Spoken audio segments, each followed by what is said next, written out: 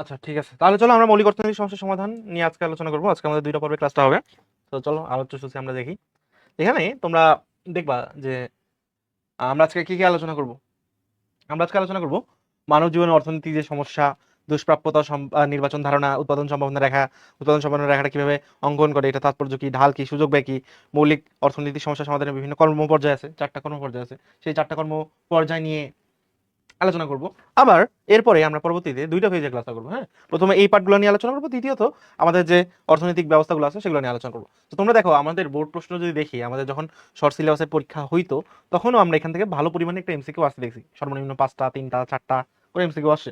আবার যখন তোমার 20 সালের আগে ছিল, করোনার পরে, তখনও কিন্তু এমসিকিউ আসতে দেখছো। হ্যাঁ, কাজে এমসিকিউ কিন্তু প্রতি বছরে আসছে, কাজে এখান থেকে প্রশ্ন আসবেই, এটা 100% শিওর থাকো, এখান থেকে প্রশ্ন আসবেই। ওকে, তাহলে চলো সৃজনশীল যদি দেখি, সৃজনশীলের প্রতি বছর একটা করে সৃজনশীল আসে। সৃজনশীল দুইটা জায়গা থেকে আসতে পারে, একটা হচ্ছে উৎপাদন সম্ভাবনা রেখা, যদি কোনো কারণে উৎপাদন সম্ভাবনা রেখা না আসে, হ্যাঁ এই যে দেখো এখানে যে দুইটা করে সৃজনশীল আসতো, একটা সৃজনশীল আসতো হচ্ছে উৎপাদন সম্ভাবনা রেখা সম্পর্কিত। হ্যাঁ, উৎপাদন সম্ভাবনা রেখা, উৎপাদন সম্ভাবনা রেখা। কিন্তু উৎপাদন সম্ভাবনা রেখা থেকে যদি প্রশ্ন না আসে তাহলে কোথা থেকে প্রশ্ন আসবে? উৎপাদন সম্ভাবনা রেখা থেকে না আসে তাহলে তোমার অর্থনৈতিক ব্যবস্থা যেটা আছে, অর্থনৈতিক ব্যবস্থা যেটা আছে, অর্থনৈতিক ব্যবস্থা কি আমাদের হচ্ছে ধনতান্ত্রিক আছে, সমাজতান্ত্রিক আছে, ইসলামী আছে, মিশ্র অর্থনৈতিক ব্যবস্থা আছে, এই সমস্যাগুলো কিন্তু তখন আমাদের আসতে পারে। সো আমাদের এখান থেকে যদি দুইটা সৃজনশীল আসে, প্রথমত উৎপাদন সম্ভাবনা আসবে বা অর্থনৈতিক অবস্থা থেকে আসবে, এই দুইটা থেকে আসবে শিওর, 100% এই দুটো থেকে আসবে যদি দুইটা সৃজনশীল থাকে। আর যদি একটা সৃজনশীল থাকে তাহলে হয় উৎপাদন সম্ভাবনা থেকে একটা থাকবে, নাহলে অর্থনৈতিক ব্যবস্থা থেকে আসবে। তোমাদের সৃজনশীল আসার জায়গায় দুইটা। তো আমরা দুইটা ফেজেরই সমস্যা সলভ করব, উৎপাদন সম্ভাবনা রিলেটেড আলোচনা করব এবং অর্থনৈতিক ব্যবস্থা রিলেটেড আলোচনা সেটাও করব। ঠিক আছে, দুইটা নিয়েই আমাদের আলোচনা হবে, কোনো পেইন নেই। তাহলে চলো আমরা এখন মানব জীবনে অর্থনৈতিক সমস্যা সম্পর্কে আলোচনা করি। আচ্ছা, এই যে অর্থনীতি, হ্যাঁ এই যে অর্থনীতি, সেই অর্থনীতিটা আসলে কেমনে আসে? অর্থনীতিটা আসে মানুষের অভাব থেকে। অর্থনীতি কোথা থেকে আসে? অর্থনীতি আসে মানুষের অভাব থেকে। তোমার ধরো, তোমার মনে হয় না যে ধরো আজকে যদি আমি 5 কোটি টাকা পাইতাম, হ্যাঁ এখন তোমার কাছে ধরো আসলেই 5 কোটি টাকা চলে আসলো। 5 কোটি টাকা চলে আসার পরে তোমার মনে হবে এই যে 5 কোটি টাকা, সে 5 কোটি টাকা দিয়ে কি হবে, আরো আমার যদি 3 কোটি টাকা থাকতো তাহলে আমি এইদিকে এক্সপ্যান্ড করতাম। তো ব্যাপারটা হচ্ছে যে মানুষের সারা জীবন অভাব শেষ হয় না। তোমরা ক্লাস 8 একটা কবিতা পড়বা, সুন্দর একটা কবিতা আছে, 2 বিঘা জমি।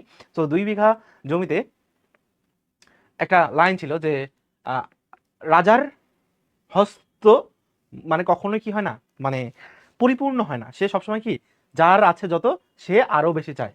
বুঝছো, যার যত বেশি আছে সে ততই বেশি চায়। দেখো না ওই যে দরিদ্র কৃষক উপেনের সে সমস্ত ভিটা মাটি কেড়ে নেয়। তো যার যতটা তোমার কি টাকা আছে সে আরো তত বেশি চায়। তো বাংলাদেশে দেখবো অনেক অনেক বড় বড় কোম্পানি আছে, তাদের আরো বেশি টাকা দরকার, তাদের আরো বেশি সম্পদের দরকার। তাহলে মানুষের জীবনে সারা জীবন কিসে হয় না, অভাবের কখনো কমতি হয় না। এই অভাবের তুলনায় আসলে তার কাছে কি সম্পদ সীমিত, অভাব বেশি, অভাব বেশি কিন্তু তার কি সম্পদ যেটা, সেই সম্পদটা কি কম, অভাব বেশি কিন্তু সম্পদ কম। এই যে বেশি অভাব, এই যে বেশি অভাব এবং এই যে সম্পদ যে কম, এইটা থেকে আসলে আমাদের অর্থনীতি, সেই অর্থনীতি কিন্তু আসে, অর্থনীতি কিন্তু আসে। এখন এই মানব জীবনে যে অর্থনৈতিক সমস্যা, মানব জীবনে যে অর্থনৈতিক সমস্যা, বিভিন্ন অর্থনীতিবিদগণ প্রাথমিকভাবে প্রাথমিকভাবে দুইটা সমস্যাকে চিহ্নিত করেছেন। কিভাবে? প্রাথমিকভাবে তারা দুইটা সমস্যাকে দুইটা সমস্যাকে চিহ্নিত করেন। প্রাথমিকভাবে কয়টি সমস্যাকে চিহ্নিত করেন? দুইটি। প্রাথমিকভাবে কয়টি সমস্যাকে চিহ্নিত করেন? দুইটি সমস্যাকে চিহ্নিত করেন। কি কি? একটার নাম হচ্ছে দুষ্প্রাপ্যতা, দুষ্প্রাপ্যতা, আর একটা নাম হচ্ছে নির্বাচন, নির্বাচন। তাহলে দুষ্প্রাপ্যতাকে কি বলে? দুষ্প্রাপ্যতাকে আমরা বলি স্কারসিটি, আর নির্বাচনকে কি বলি? চয়েস। ঠিক আছে, তাহলে আমাদের মানব জীবনের সর্বপ্রথম অর্থনীতি কিভাবে আসলো? আমাদের অভাব অনেক, হ্যাঁ আমাদের এইটা দরকার, ওইটা দরকার, এটা দরকার, সবই দরকার, কিন্তু আমাদের সম্পদ কি সীমিত। কিন্তু আমাদের হচ্ছে প্রাথমিকভাবে কয়টা সমস্যাকে চিহ্নিত করা, এই কারণে আমাদের সমস্যাকে দুইটা চিহ্নিত করেন। একটা নাম হচ্ছে দুষ্প্রাপ্যতা এবং একটা নাম কি, একটা নাম হচ্ছে নির্বাচন। তোমার অভাবের শেষ নাই। হ্যাঁ, এটাকে তোমাদের তোমাদের আঙ্গিকেই বলি। তোমরা যখন হচ্ছে ক্লাস 9-10-এ ছিলা, কোন ক্লাসে ছিলা? 9-10-এ। তখন তোমার মনে হইতো, বা এইটা যখন ছিল তখন তোমার মনে হইতো যে আমি একই সাথে সায়েন্সে পড়বো, একই সাথে কমার্সে পড়বো, একই সাথে আর্টসে পড়বো। যখন 9-এ উঠলা তখন তোমার মনে হইলো যে আচ্ছা ঠিক আছে, আমার এই সম্পদটা হচ্ছে তোমার জ্ঞান। সম্পদটা কি? সম্পদটা ধর তোমার জ্ঞান। যখন তুমি 9-এ উঠলা তখন তুমি দেখতেছো যে তোমার পড়াশোনার অবস্থা খারাপ না, তখন তুমি বলছো যে আমি ঢাকা বিশ্ববিদ্যালয়ে ল ছাড়া ভর্তি হবই না, ঢাকা বিশ্ববিদ্যালয়ে লতেই ভর্তি হবো। এটা কি? এটা হচ্ছে অভাব। তারপর যখন এসএসসিটা দিলা তুমি রিয়েলাইজ করতে পারলা যে ঢাকা বিশ্ববিদ্যালয়ে লতে পড়ার মতো অ্যাবিলিটি তোমার নাই। তখন তুমি বলে আচ্ছা ঢাকা বিশ্ববিদ্যালয়ে লতে পড়ার মতো যেহেতু অ্যাবিলিটি নাই, ঢাকা বিশ্ববিদ্যালয়ে যে কোনো একটা সাবজেক্ট হলেই হচ্ছে।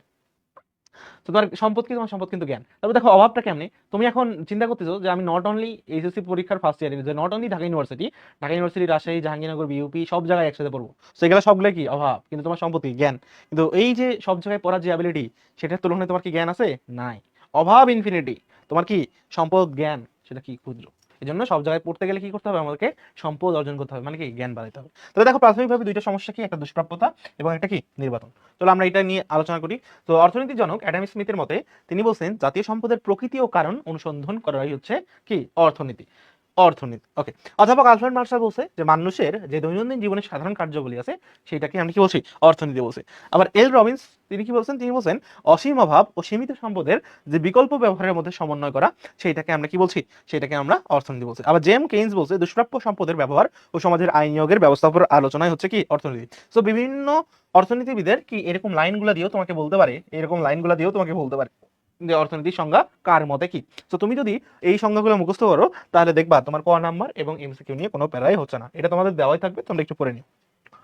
এখন দেখো দুষ্প্রাপ্যতা ও নির্বাচন ধারণা। আমরা বলছি দুষ্প্রাপ্যতা মানে কি, আধুনিক অর্থনীতির জনক নোবেল পুরস্কার বিজয়ী অর্থনীতিবিদ পল অ্যান্থনি স্যামুয়েলসন, বা অনেকে তাকে বলে পি.এস. Samuelson, PS. স্যামুয়েলসন, তার মধ্যে মানুষ যে সকল দ্রব্য সামগ্রী চায় তার যোগান, যোগান মানে কি সাপ্লাই, সাপ্লাই প্রকৃতিতে সীমাবদ্ধ বা দুষ্প্রাপ্য। এক কথায় দুষ্প্রাপ্য বলতে সম্পদের অভাব, দুষ্প্রাপ্যতা বলতে কি বোঝায়, সম্পদের যে অভাব, সেই সম্পদের অভাবকেই বলা হয় দুষ্প্রাপ্যতা। ধরো সম্পদের অভাবকে কি বলে, সম্পদের অভাবকেই বলে দুষ্প্রাপ্যতা, ঠিক আছে। সম্পদের অভাবকে কি বলে, সম্পদের অভাবকেই বলা হচ্ছে দুষ্প্রাপ্যতা, ঠিক আছে। তোমার তাহলে দুষ্প্রাপ্যতা কি, দুষ্প্রাপ্যতা মিন্স হচ্ছে স্বল্পতা, স্বল্পতা যাকে আমরা কি বলছি, অভাবের তুলনায়, অভাবের তুলনায় সীমিত সম্পদ, তুলনায় সীমিত, সীমিত সম্পদ মানে কি, তোমার অভাব কি, অভাব হচ্ছে তোমাকে একই সাথে কি কিনতে হবে, বই কিনতে হবে, বই কিনতে হবে, তোমাকে কি করতে হবে, বিরিয়ানি খাইতে হবে, বিরিয়ানি খাইতে হবে, তোমাকে কি করতে হবে, যে হচ্ছে এসএসসি পরীক্ষার ফর্ম পূরণ করতে হবে, এসএসসি এর ফর্ম পূরণ করতে হবে, ফর্ম পূরণ করতে হবে। তোমার কাছে টাকা হচ্ছে 1000, কত টাকা, 1000 টাকা। তাহলে এই বই কেনার দামও কত টাকা, বই কেনার দামও 1000 টাকা, বিরিয়ানি খাওয়ার দাম কত, 1000 টাকা, আবার এসএসসির ফর্ম পূরণের দাম কত, 1000 টাকা। তাহলে তোমার দেখো সম্পদ কিন্তু কি সীমিত, কিন্তু তোমার অভাব কি তিনটা, অভাব কয়টা, অভাব হচ্ছে তিনটা। প্রথমত তোমাকে এসএসসির ফর্ম পূরণ করতে হবে, বিরিয়ানি খাইতে হবে, আর বই কিনতে হবে। এখন তুমি যদি তিনটা অভাবই পারচেস করতে চাও তাহলে তোমার কত টাকা লাগবে, 1000, 2000, 3000 টাকা। কিন্তু তোমার কাছে সম্পদ আছে কত টাকা, 1000 টাকা।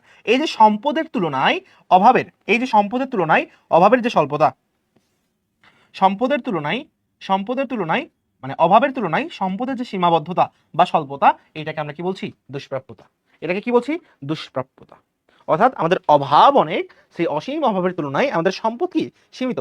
আমরা যদি মোট অভাবের মূল্য যোগ করি তাহলে 1000, 2000, 3000 টাকা, কিন্তু আমার সম্পদ আসলে অ্যাকচুয়ালি কতটুকু আছে, সম্পদ আছে অ্যাকচুয়ালি আমার 1000 টাকার, কত টাকার, 1000 টাকার। অর্থাৎ অসীম অভাবের তুলনায় সম্পদ যে সীমিত, বা এই সম্পদের যে স্বল্পতা বা অল্পতা বা কম নির্দেশ করছে, সেটাকে আমরা কি বলি, সেইটাকে আমরা বলছি দুষ্প্রাপ্যতা। সেটাকে কি বলছি, সেটাকেই দুষ্প্রাপ্যতা বলছি, ঠিক আছে। সেটাকেই দুষ্প্রাপ্যতা বলছি। তাহলে দুষ্প্রাপ্যতা জিনিস, তাহলে দুষ্প্রাপ্যতা জিনিসটা বুঝতে পারছো বা বুঝাইতে পারছি, দুষ্প্রাপ্যতা জিনিসটা বুঝাইতে পারছি।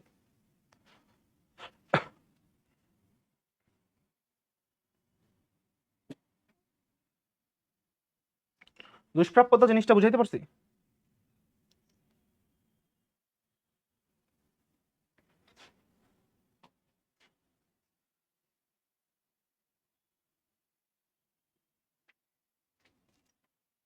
ওকে, তাহলে দেখো আমাদের অভাবের তুলনায় সম্পদের যে স্বল্পতা বা সীমিত সম্পদ, সেটাকে আমরা কি বলছি, সেটাকে আমরা বলছি দুষ্প্রাপ্যতা। সেটাকে কি বলছি, সেটাকে আমরা বলছি দুষ্প্রাপ্যতা। ওকে, দেখো দুষ্প্রাপ্যতা নিয়ে আলোচনা করেছি। এবার কি দেখো, এবার হচ্ছে নির্বাচন। এখন এই নির্বাচন বলতে কি ধানের শীষ আর দাঁড়িপাল্লা, নৌকা, এদের নির্বাচন। ওই যে একটা গান আছে নাকি, নৌকা ধানের শীষ লাঙ্গল দেখা শেষ, দাঁড়িপাল্লা এবার জিতবে বাংলাদেশ, শাপলা কলি, এদের মধ্যে যে নির্বাচন সেটা না। এই নির্বাচন বলতে তোমার হচ্ছে অসংখ্য অভাব থেকে, অভাব থেকে একটিকে বেছে নেওয়া, একটিকে বেছে নেওয়া। তাহলে এখানে আমার নৌকা, ধানের শীষ, লাঙ্গল, দাড়িপাল্লা, শাপলা কলি এগুলো দেখার দরকার নেই, ঠিক আছে, এগুলা দেখার দরকার নাই। ওকে, তাহলে আমার অভাবটা কি? আমার যেহেতু কয়েকদিন আগেই নির্বাচন গেছে, তোমরা এখন ভাবতে পারো যে আচ্ছা ঠিক আছে, ধানের শীষ, শাপলা এদের মধ্যে যে মারামারি, গ্যাঞ্জাম, সেটা কি নির্বাচন? আসলে নির্বাচন বলতে ওইটা না।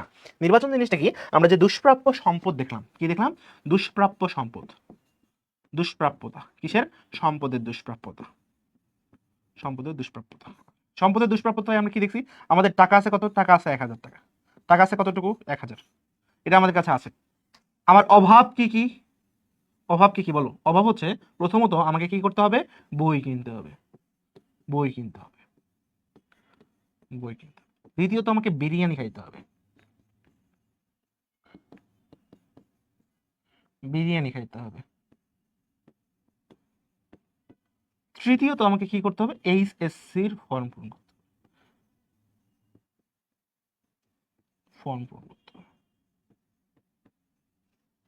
ঠিক আছে, কি কি করতে হবে?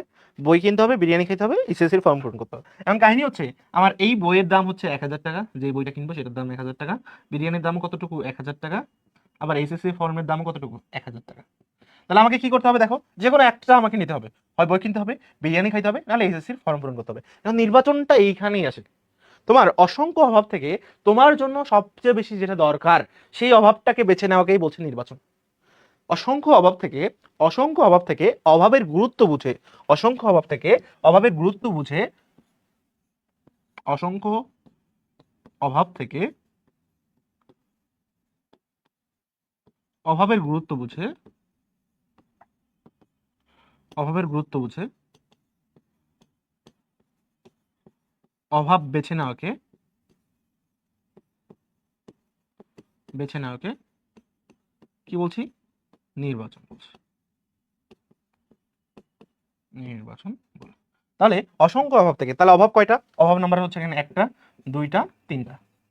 তাহলে এই অসংখ্য অভাব, তিনটা অভাব থেকে তোমাকে কয়টা আলটিমেটলি বাঁচতে হবে? তোমাকে আসতে হবে কি? আসতে হবে একটাতে। কয়টা অভাব? একটা অভাবে আসতে হবে। নির্বাচনকে আমরা কি বলছি? চয়েস করা। হ্যাঁ, যে আমার প্রোডাক্ট আছে তিনটা, তিনটা প্রোডাক্ট থেকে আমি একটা প্রোডাক্ট কি করব? চয়েস করব। আর তুমি দেখো, তুমি দেখো, তুমি দেখো যে তোমার বই কেনা দরকার, নাকি তোমার বিরিয়ানি খাওয়া দরকার, নাকি তোমার এসএসসির ফর্ম পূরণ করা দরকার? তিনটার মধ্যে কোনটা বেশি দরকার তোমার? ধরো সামনে এইচএসসি পরীক্ষা, সামনে হচ্ছে এইচএসসি, সামনে এইচএসসি, হ্যাঁ, সামনে হচ্ছে এইচএসসি। তোমার এখন কি করা দরকার? বই কেনা, বিরিয়ানি খাওয়া, নাকি এসএসসির ফর্ম পূরণ করা?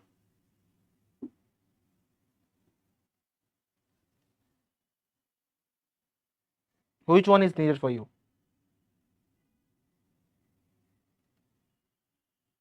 এইচএসসি ফর্ম পূরণ করা, এইচএসসি ফর্ম পূরণ করা। তাহলে তুমি কি করবা? এই যে 1000 টাকা আছে,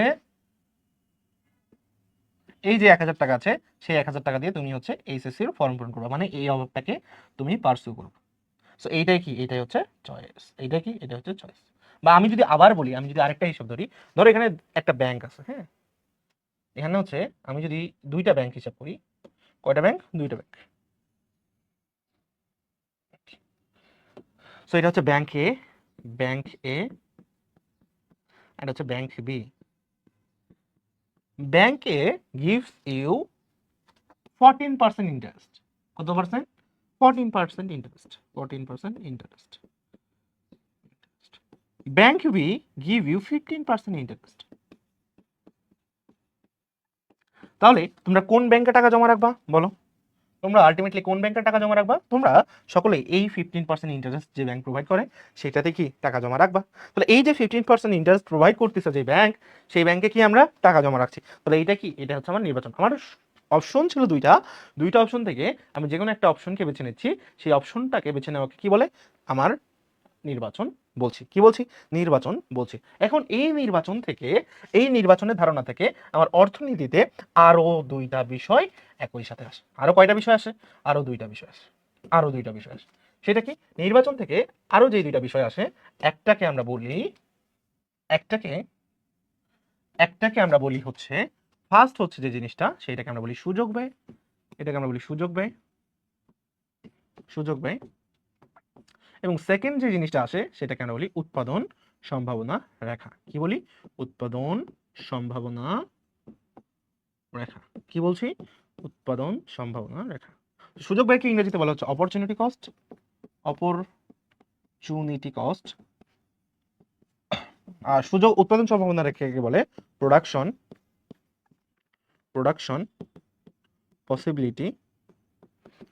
পসিবিলিটি রেখার ইংরেজি হচ্ছে কার্ভ। CURVE curve.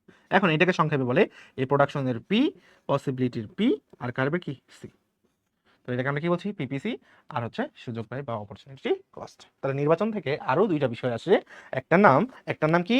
একটার নাম হচ্ছে সুযোগ ব্যয় অপরচুনিটি কস্ট। আরেকটার নাম কি? আরেকটার নাম হচ্ছে উৎপাদন সম্ভাবনা রেখা বা প্রোডাকশন পসিবিলিটি কার্ভ।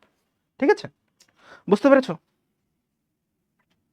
এখন একজন বলছে ভাই নোটিফিকেশন আসে না কেন? এখন নোটিফিকেশন তো আমি দিই না বাবা, তো আমি তো বলতে পারবো না যে নোটিফিকেশন কেন আসে না।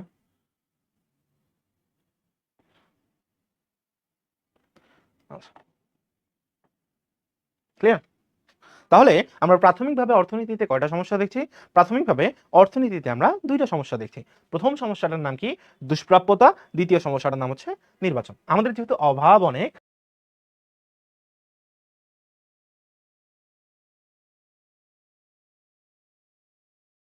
তো অসীম অভাবের থেকে সম্পদ যেহেতু সীমিত, সেই সীমিত সম্পদকে আমরা কি বলছি? দুষ্প্রাপ্যতা। এখন সম্পদ যেহেতু সীমিত, কাজে অভাব তো অনেকগুলা। এই অভাবের যে গুরুত্বগুলো আছে, সেই অভাবের গুরুত্ব অনুযায়ী যে কোনো একটা অভাবকে বেছে নেওয়াকে আমরা কি বলছি? নির্বাচন। তো নির্বাচন কি? আমাদের অভাব যেহেতু অনেকগুলো অভাব, সেটার মধ্যে থেকে আমার যেই অভাবটা গুরুত্বপূর্ণ সেইটাকে আমি বেছে নিয়েছি, এটাকে আমি কি বলছি? নির্বাচন। আবার এরপরে নির্বাচন থেকে আমার আবার দুইটা জিনিস আসছে। একটা নাম কি? সুযোগ ব্যয়, যেটাকে আমরা অপরচুনিটি কস্ট বলছি। আর একটা কি? উৎপাদন সম্ভাবনা রেখা, যেটাকে বলি প্রোডাকশন পসিবিলিটি কার্ভ। এতক্ষণ যে সমস্ত জিনিস আলোচনা করলাম সেটা ক নাম্বারে কিংবা খ নাম্বারে বা এমসিকিউতে আসবে। যে নির্বাচন বলতে কি বোঝো, দুষ্প্রাপ্যতা বলতে কি বোঝো, বা ক নাম্বারে আসতে পারে নির্বাচন কি, খ নাম্বারে আসতে পারে দুষ্প্রাপ্যতা কি, বা এমসিকিউতে জিনিসগুলো আসবে। কিন্তু এখন যে জিনিসটা আলোচনা করছি, সুযোগ ব্যয় এবং উৎপাদন সম্ভাবনা রেখা, এখান থেকে সৃজনশীলের গ এবং ঘ নাম্বারটা আলোচনা হবে। এখান থেকে সৃজনশীলের গ এবং ঘ নাম্বারটা আসবে। আমরা যদি এই অংশে আমরা যদি একটু সুযোগ ব্যয়টা হালকা করে টাচ দিয়ে রাখি, আমরা যদি একটু সুযোগ ব্যয়টা হালকা করে টাচ দিই, হ্যাঁ, সুযোগ ব্যয়টা হালকা করে টাচ দিই, অনেকের সুযোগ ব্যয় সম্পর্কে একটু ভুল ধারণা আছে। কেমন ভুল ধারণা ভাইয়া? কেমন ভুল ধারণা? তাহলে চলো ভাই আমরা একটু দেখি। ধরো এইটা একটা ক্ষেত, এই ক্ষেতে আমার ধান উৎপন্ন হয় 40 মণ। ধান কতটুকু উৎপন্ন হয়? 40 মণ। গম কতটুকু উৎপন্ন হয়? গম উৎপন্ন হয় 50 মণ। গম কতটুকু উৎপন্ন হয়? গম উৎপন্ন হয় 50 মণ। তো ধান উৎপন্ন হয় 40 মণ, গম উৎপন্ন হয় 50 মণ। এখন তোমাকে যদি বলা হয় তুমি কি উৎপাদন করবা, ধান নাকি গম, নাকি কি উৎপাদন করবা বলো? তুমি কি উৎপাদন করবা? তোমাকে আমি প্রশ্ন করলাম যে তুমি কি উৎপন্ন করবা, তুমি কি উৎপন্ন করবা বলো?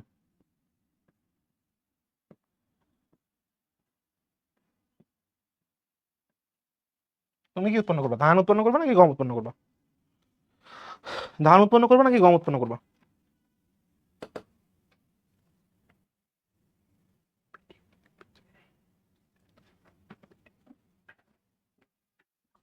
ভিডিও এবং পিকচার দুটো।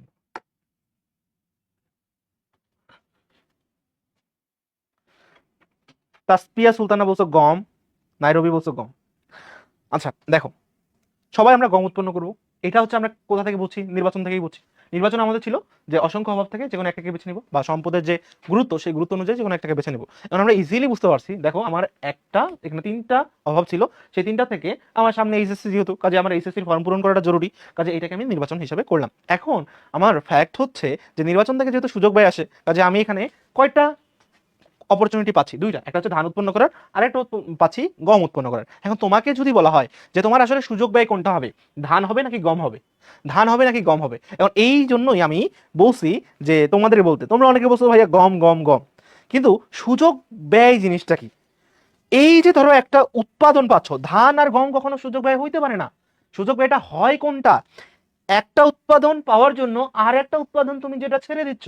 তাহলে তুমি 50 মণ উৎপন্ন করার জন্য তুমি ছেড়ে দিচ্ছ কতটুকু?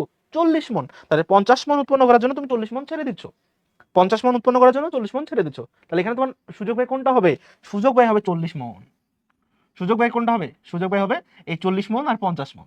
এখানে ধান আর গম হবে না, এখানে ধান আর গম হবে না। সুযোগ ব্যয় হবে 40 মণ আর 50 মণ, ধান গম হবে না। বুঝছো? ধান গম হবে না।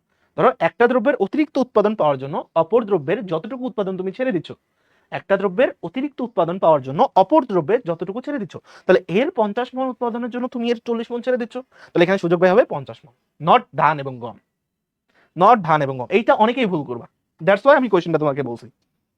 ধান এবং গম কখনোই না, সুযোগ ব্যয় ধান গম কখনোই হয় না। সুযোগ ব্যয় হয় যে একটার অতিরিক্ত উৎপাদনের জন্য তুমি অপরটার কতটুকু ছেড়ে দিবা, একটার উৎপাদনের জন্য অপরটার কতটুকু ছেড়ে দিবা। তাহলে এই গম যদি তুমি 50 মণ উৎপাদনের জন্য ধান যদি 40 মণ ছেড়ে দাও, তাহলে এই 40 মণটা হবে সুযোগ ব্যয়, নট ধান।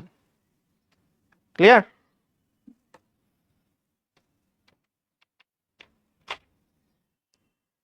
বুঝছো এবার? এই জন্য আমি তোমাদেরকে বলছিলাম পোলাপান পড়তে হবে, এখন তো আরো বেশি পড়তে হবে, কারণ এখন হেলিকপ্টার মিলন যখন তখন চলে আসবে। হেলিকপ্টার মিলন আসলে তোমাদের অবস্থা খারাপ, হেলিকপ্টার মিলন আসবে, রেডি হও, রেডি। তাহলে আমাদের সুযোগ ব্যয় আলোচনা শেষ। এরপরে আমরা আলোচনা করবো কি, উৎপাদন সম্ভাবনা রেখা। কি আলোচনা করব? উৎপাদন সম্ভাবনা রেখা।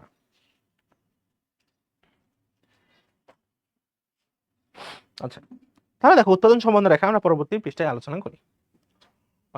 উৎপাদন সম্ভাবনা রেখা, যেটাকে আমরা বলছি প্রোডাকশন পসিবিলিটি কার্ভ বা প্রোডাকশনের পি, সম্ভাবনার পি, কার্ভের সি, পিপিসি। আবার অনেকে এটাকে বলে পিপিসি রেখা। তো পিপিসি রেখা হয়, রেখার ইংরেজিতেই কার্ভ, তো এটাকে তুমি কি বলছো? পিপিসি রেখা। ওকে, তো পিপিসি, পিপিসি রেখা বলতে কিছু না, জাস্ট পিপিসি, বা তুমি বলতে পারো যে প্রোডাকশন পসিবিলিটি রেখা। হ্যাঁ, তো পিপিসি রেখা এটা আবার বাহুল্য দোষে যাবে, তো পিপিসি রেখা কখনো বলবো না, প্রোডাকশন পসিবিলিটি রেখা বা পিপিসি কার্ভ। ওকে, এরপরে দেখো আমরা যে জিনিসটা নিয়ে এখানে আলোকপাত করবো বা যেটা নিয়ে আলোচনা করবো, তো তুমি তোমার পরীক্ষায় তোমার দেওয়া থাকবে, পরীক্ষায় কি দুইটা জিনিস দেওয়া থাকবে। এই দেখো আমাদের দেওয়া আছে এখানে সবকিছু। ওকে, আমাদের এখানে দেওয়া আছে, আমরা প্রোডাকশন পসিবিলিটি রেখার একটা সহজ জিনিস রাখি। তাহলে পিপিসি হচ্ছে, পিপিসি হলো কি, পিপিসি থেকে আমরা দুইটা জিনিস সিদ্ধান্ত নিতে পারি। পিপিসি হলো যে যেখানে প্রথমত দুইটা দ্রব্যের সংমিশ্রণ করবে। কয়টা দ্রব্যের? দুইটা দ্রব্যের সংমিশ্রণ করবে। পিপিসিতে কি হবে? দুইটা দ্রব্যের সংমিশ্রণ করবে। পিপিসিতে কি করবে? দুইটা দ্রব্যের সংমিশ্রণ করবে, দুইটা দ্রব্যের সংমিশ্রণ করবে। কি কি দ্রব্য? কি কি দ্রব্য?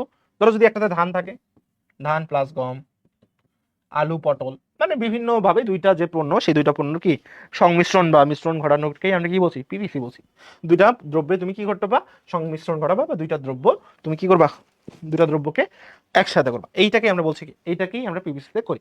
আরেকটা কি, আরেকটা হচ্ছে পিপিসি হচ্ছে এমন একটি রেখা, এমন একটি রেখা, এমন একটি রেখা যেখানে নির্দিষ্ট পরিমাণ সম্পদ, নির্দিষ্ট পরিমাণ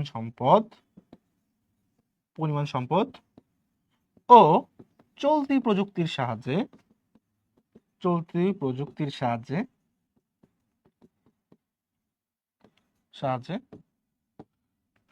দুইটি দ্রব্যের সংমিশ্রণ ঘটে। কয়টি দ্রব্যের? দুইটি দ্রব্যের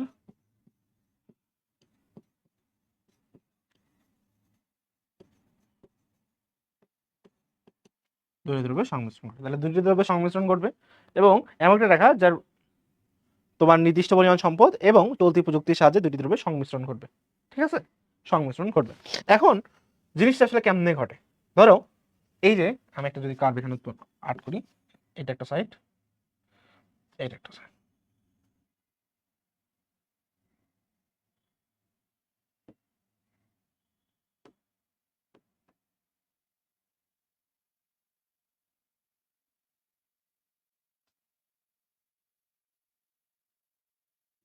এটা ধরো এ, এক্স, ওয়াই পণ্য, ওয়াই দ্রব্য, এটা হচ্ছে এক্স দ্রব্য, এটা কোন দ্রব্য? এটা হচ্ছে এক্স দ্রব্য। এটা কি? এটা হচ্ছে ও বিন্দু। এখন ধরো এই যে এখানে একটা বিন্দু, এখানে একটা, এখানে একটা, এখানে একটা। এই চারটা বিন্দুতে, এই চারটা বিন্দুতে এখানে এই ওয়াই দ্রব্য যতটুকু উৎপন্ন হয়েছে, এক্স দ্রব্য ততটুকু উৎপন্ন হয়েছে, বা ওয়াই দ্রব্য ধরো এই পরিমাণ উৎপন্ন হয়েছে, এক্স দ্রব্য এতটুকু উৎপন্ন হয়েছে। ঠিক আছে, আবার এখানে ওয়াই দ্রব্য যে এতটুকু উৎপন্ন হয়েছে, এক্স দ্রব্য এতটুকু উৎপন্ন হয়েছে, মানে এক্স এতটুকু উৎপন্ন হয়েছে, ওয়াই এতটুকু উৎপন্ন হয়েছে। তাহলে এখানে দেখো এক্স উৎপন্ন হচ্ছে, ওয়াই উৎপন্ন হচ্ছে। আবার এই বিন্দুতে দেখো এক্স কি, এক্স উৎপন্ন হচ্ছে, ওয়াই উৎপন্ন হচ্ছে, এক্স উৎপন্ন হচ্ছে, ওয়াই উৎপন্ন হচ্ছে, কিন্তু ওয়াইটা একটু বেশি, এক্সটা একটু কম। কিন্তু এই বিন্দুতে দেখো, এই বিন্দুতে এক্স উৎপন্ন হচ্ছে বেশি, আবার ওয়াই উৎপন্ন হচ্ছে কি কম। মানে দুইটা বিন্দুতে এই ওয়াই দ্রব্যও আছে, এক্স দ্রব্য আছে, এক্সও আছে, ওয়াইও আছে। সো এটা কেমনে অ্যাড করবা, সেটা আমরা একটু পরেই দেখবো। কিন্তু দেখো প্রত্যেকটা বিন্দুতেই, দেখো এই বিন্দুতে, এই যে এই বিন্দুটা যদি ধরি, এখানে কি এক্স এতখানি, ওয়াই কতটুকু, ওয়াই হচ্ছে এতটুকু। সো ওয়াইও থাকছে, এক্সও থাকছে, এক্সও আছে, ওয়াইও আছে। তাহলে ধরো দেখো এখানে দেখো আমাদের এইটা কিন্তু পরীক্ষার হলেই দেওয়া থাকবে, মানে প্রশ্নে দেওয়া থাকবে, এটা নিয়ে কোনো চিন্তার কারণ নেই, প্রশ্নে এটা দেওয়াই থাকবে, তাহলে এখানে কি বলছে দেখো, আমার তুমি 0 লক্ষ টন খাদ্য উৎপাদনের পরিবর্তে তুমি কি 15 লক্ষ মিটার কাপড় উৎপাদন করতে পারো। ওকে, তাহলে আমরা যদি দেখি, আমরা এখানে আছে নিলাম, এখান থেকে এদিকে,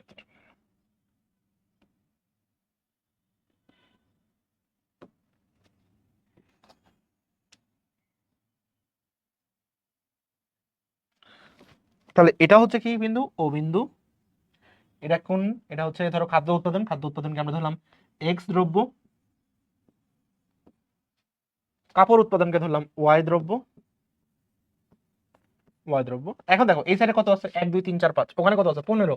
তাহলে ধরো এখানে যদি আমি 5টা আট করি, এই সাইডে যদি 15টা আট করি, তাহলে কি হবে, হবে না। তোমরা সব সময় চেষ্টা করবা যে আমার যাতে 5 থেকে 8টার মধ্যে থাকে, আমরা যে সংখ্যাগুলো নিব এখানে যাতে 5 থেকে 8টার মতো কার্ভ আমরা আট করতে পারি।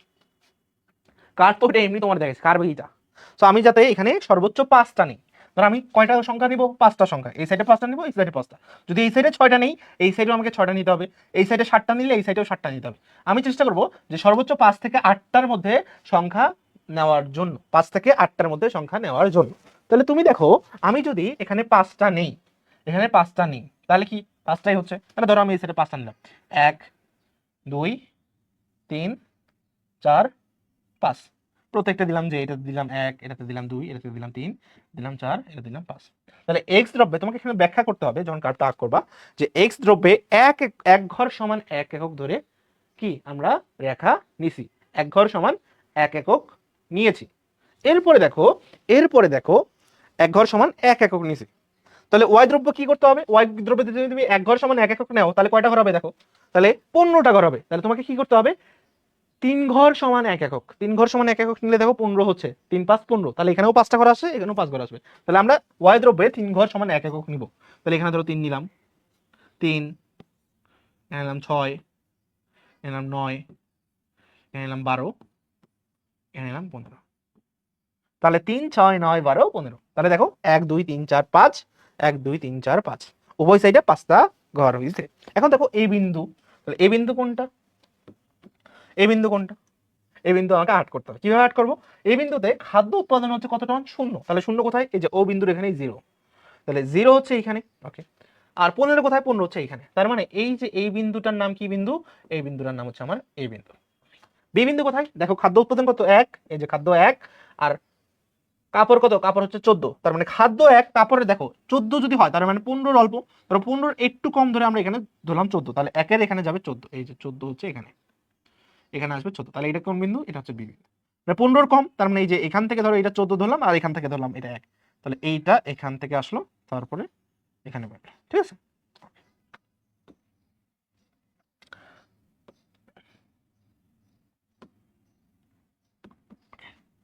এটা আমরা এখান থেকে এখানে দিলাম, এটা হচ্ছে আমার কেন। এরপর দেখো সি, সি বিন্দুতে আমার ইয়া কত, খাদ্য কতটুকু 2, তার মানে খাদ্য 2 হলে এইটা এখানে। আর কাপড় কতটুকু, কাপড় হচ্ছে 12, তার 12 কোথায়, 12 হচ্ছে এই যে এইখানে, 12 হচ্ছে এইখানে। এরপরে কাপড় কত, কাপড় 12, খাদ্য কত, খাদ্য 2, তাহলে খাদ্য 2 কে আমি নিলাম।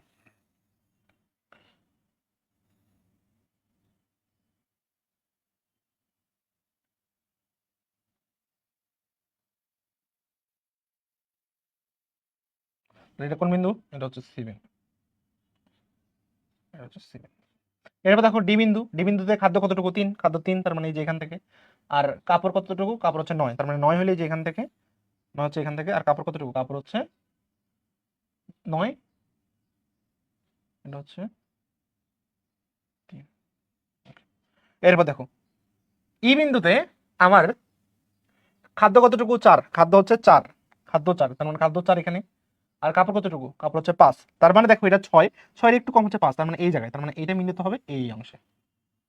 আর এরপর আছে 5 মানে এফ বিন্দু, তার মানে এটা হচ্ছে 5 হচ্ছে কি খাদ্য উৎপাদন, আর কাপড় তো 0, তার মানে কাপড় এখানে 0, 0 কোথায় এখানে, তার মানে এটা এ বিন্দু। তার মানে গেল এটা কি, এটা হচ্ছে আমার এফ বিন্দু, এটা গেল এফ বিন্দু, এটা হচ্ছে আমার ই বিন্দু, আর এটা কি, এটা হচ্ছে ডি বিন্দু, আর এটা সি বিন্দু, বি বিন্দু, এ বিন্দু। ঠিক আছে।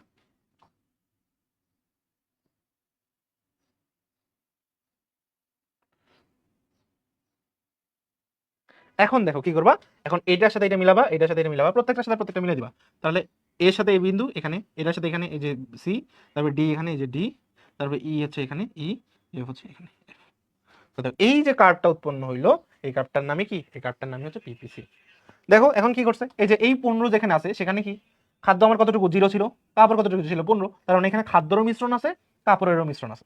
আবার আমি যদি দেখি এই যে বি বিন্দু, এখানে কি হয়েছে, আমার খাদ্য ছিল হচ্ছে 1 টন এবং কাপড় কত ছিল 14 লক্ষ মিটার, তার মানে এইখানে আমার খাদ্যেরও মিশ্রণ আছে, কাপড়েরও মিশ্রণ আছে। সি বিন্দুতেও সেম আস খাদ্য কাপড় দুইটাই আছে, এখানেও খাদ্য এবং কাপড় দুইটাই আছে।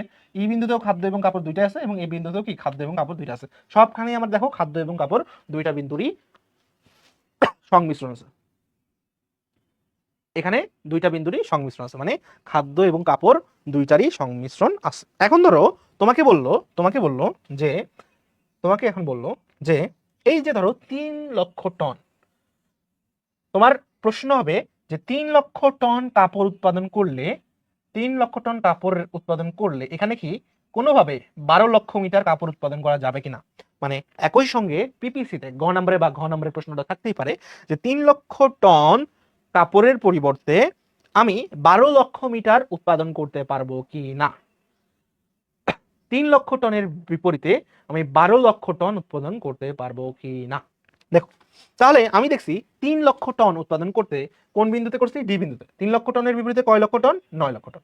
তাহলে এই 3 লক্ষ টন এর বিপরীতে কি কতটুকু উৎপাদন করতে হবে, 12 লক্ষ মিটার। তাহলে 12 কোথায়, 12 হচ্ছে এই জায়গায়, আর 3 কোথায়, এই জায়গায়। তার মানে এই জায়গায় আমার একটা বিন্দু আসতেছে, যেটার নাম আমি দিলাম জি বিন্দু। কি বিন্দু, জি বিন্দু। মনে রাখবা, এটার এখন ব্যাখ্যা দেই। মনে রাখবা এই প্রত্যেকটা বিন্দুকে বলা হয় পূর্ণ নিয়োগ।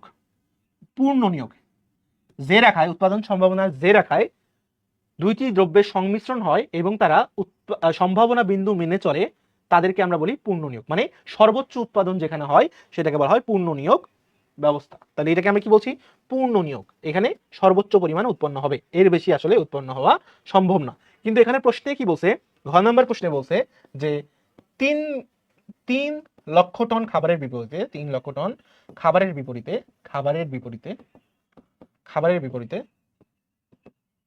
12 লক্ষ মিটার কাপড় উৎপাদন সম্ভব কিনা, কাপড় উৎপাদন সম্ভব কিনা, সম্ভব কিনা। বুঝছো, এটা ধরো ঘ নম্বরে বলছে। তাহলে 3 লক্ষ টন খাবারের বিপরীতে 12 লক্ষ মিটার কাপড় উৎপাদন সম্ভব কিনা। তাহলে দেখো তো আমি যদি 3 লক্ষ টন কাপড় উৎপন্ন করি, তাহলে 3 লক্ষ টন খাদ্য উৎপাদন করলে সেটা থাকবে কোন জায়গায়, এই জায়গায়। 12 লক্ষ মিটার কাপড় যদি উৎপন্ন করি, তাহলে 12 লক্ষ মিটার কাপড় হচ্ছে এই জায়গায়। কোন জায়গায়, এই জায়গায়, এই তো এই জায়গায়। তাহলে এই জায়গায়, তাহলে দেখো এটা কি উৎপাদন সম্ভাবনা রেখার ভিতরে নাকি বাইরে, উৎপাদন সম্ভাবনা রেখার ভিতরে নাকি বাইরে।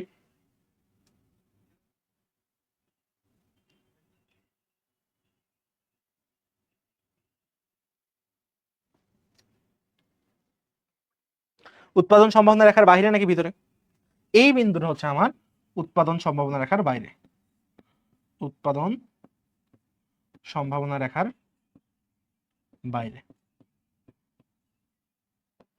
উৎপাদন সম্ভাবনা রেখার বাইরে। তোমরা একটা জিনিস মনে রাখবা, যদি কখনো, যদি কখনো আমার এই তো কয়টা বিন্দু আছে, 1 2 3 4 5 6, এই যে বিন্দুগুলা A B C D E F উৎপাদন রেখার, উৎপাদন বিন্দুর বাইরে কখনোই উৎপাদন সম্ভব না, উৎপাদন সম্ভব না।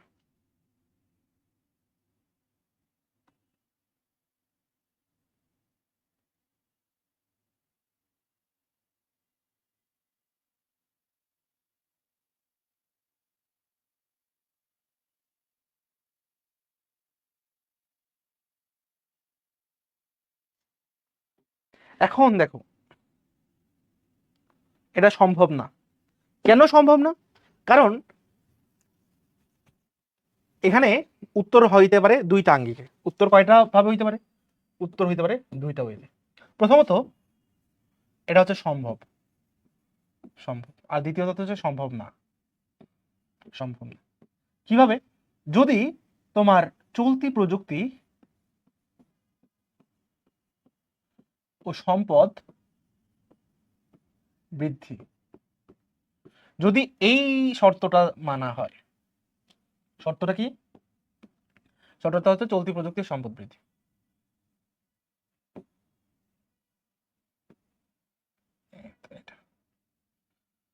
যদি চলতি প্রযুক্তি ও সম্পদ বৃদ্ধি করা যায় তাহলে এই বিন্দুতে উৎপাদন সম্ভব। আর যদি চলতি প্রযুক্তি ও সম্পদ বৃদ্ধি না হয়, মানে প্রযুক্তি যদি সেম থাকে তাহলে সম্ভব না। আবার বলছি, প্রযুক্তি এবং সম্পদ যদি সেম থাকে তাহলে সম্ভব না। কিন্তু যদি চলতি প্রযুক্তি এবং সম্পদ যেটা ছিল সেই সম্পদকে তুমি যদি বাড়াও এবং প্রযুক্তিটাকে যদি চেঞ্জ করো তাহলে এটা উৎপাদন করা সম্ভব। সম্ভব হবে যদি তোমার প্রযুক্তি এবং সম্পদ সেটা কি তুমি বাড়াও। আর সম্ভব কখন হবে না? যদি তোমার চলতি প্রযুক্তি এবং সম্পদ বৃদ্ধি করা না হয়। মার্কেটটা বুঝছো? তুমি এখানে প্রথমেই দিবা যে 3 লক্ষ টন খাবারের বিপরীতে 12 লক্ষ টন মিটার কাপড় উৎপাদন সম্ভব যদি চলতি প্রযুক্তি এবং সম্পদ বৃদ্ধি করা হয়।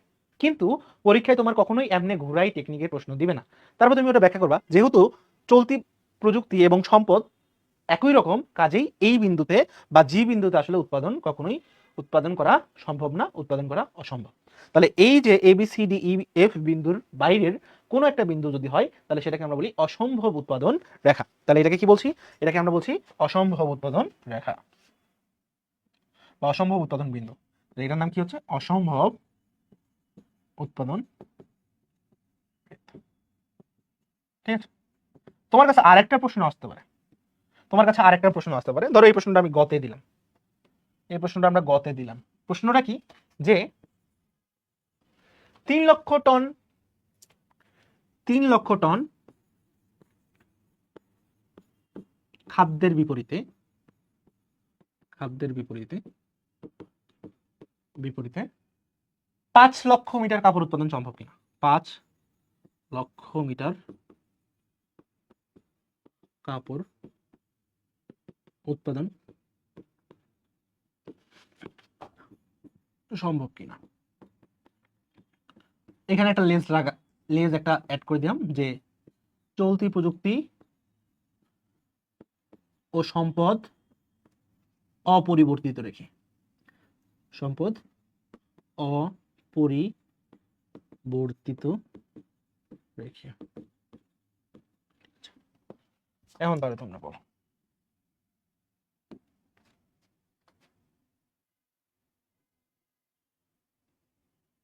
এখন তোমরা বলো যে এই যে 3 লক্ষ টন খাদ্যের জন্য তোমার কি 5 লক্ষ মিটার উৎপাদন সম্ভব কিনা।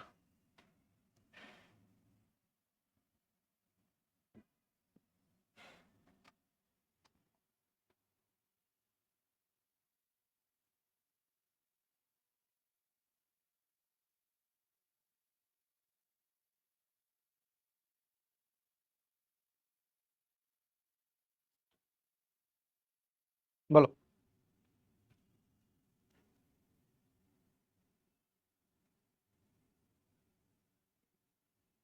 ধরো আমি যদি চিত্রতেই দেখাই যে 3 লক্ষ টন, হ্যাঁ 3 লক্ষ টন কোথায় আছে? এই যে 3 লক্ষ টন খাদ্য, আবার এই জায়গায় আসলাম 3 লক্ষ টন খাদ্য, বিপরীতে কি বলছে? 5 লক্ষ মিটার কাপড়। কত মিটার কাপড়? 5 লক্ষ। এই যেখানে হচ্ছে 5 লক্ষ, 5 লক্ষ মিটার কাপড়। তার মানে 5 লক্ষ মিটার কাপড় হচ্ছে এইখানে, এইখানে এতটুকু, এই জায়গায়।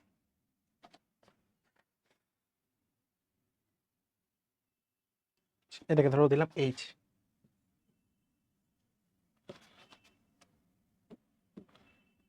উৎপাদন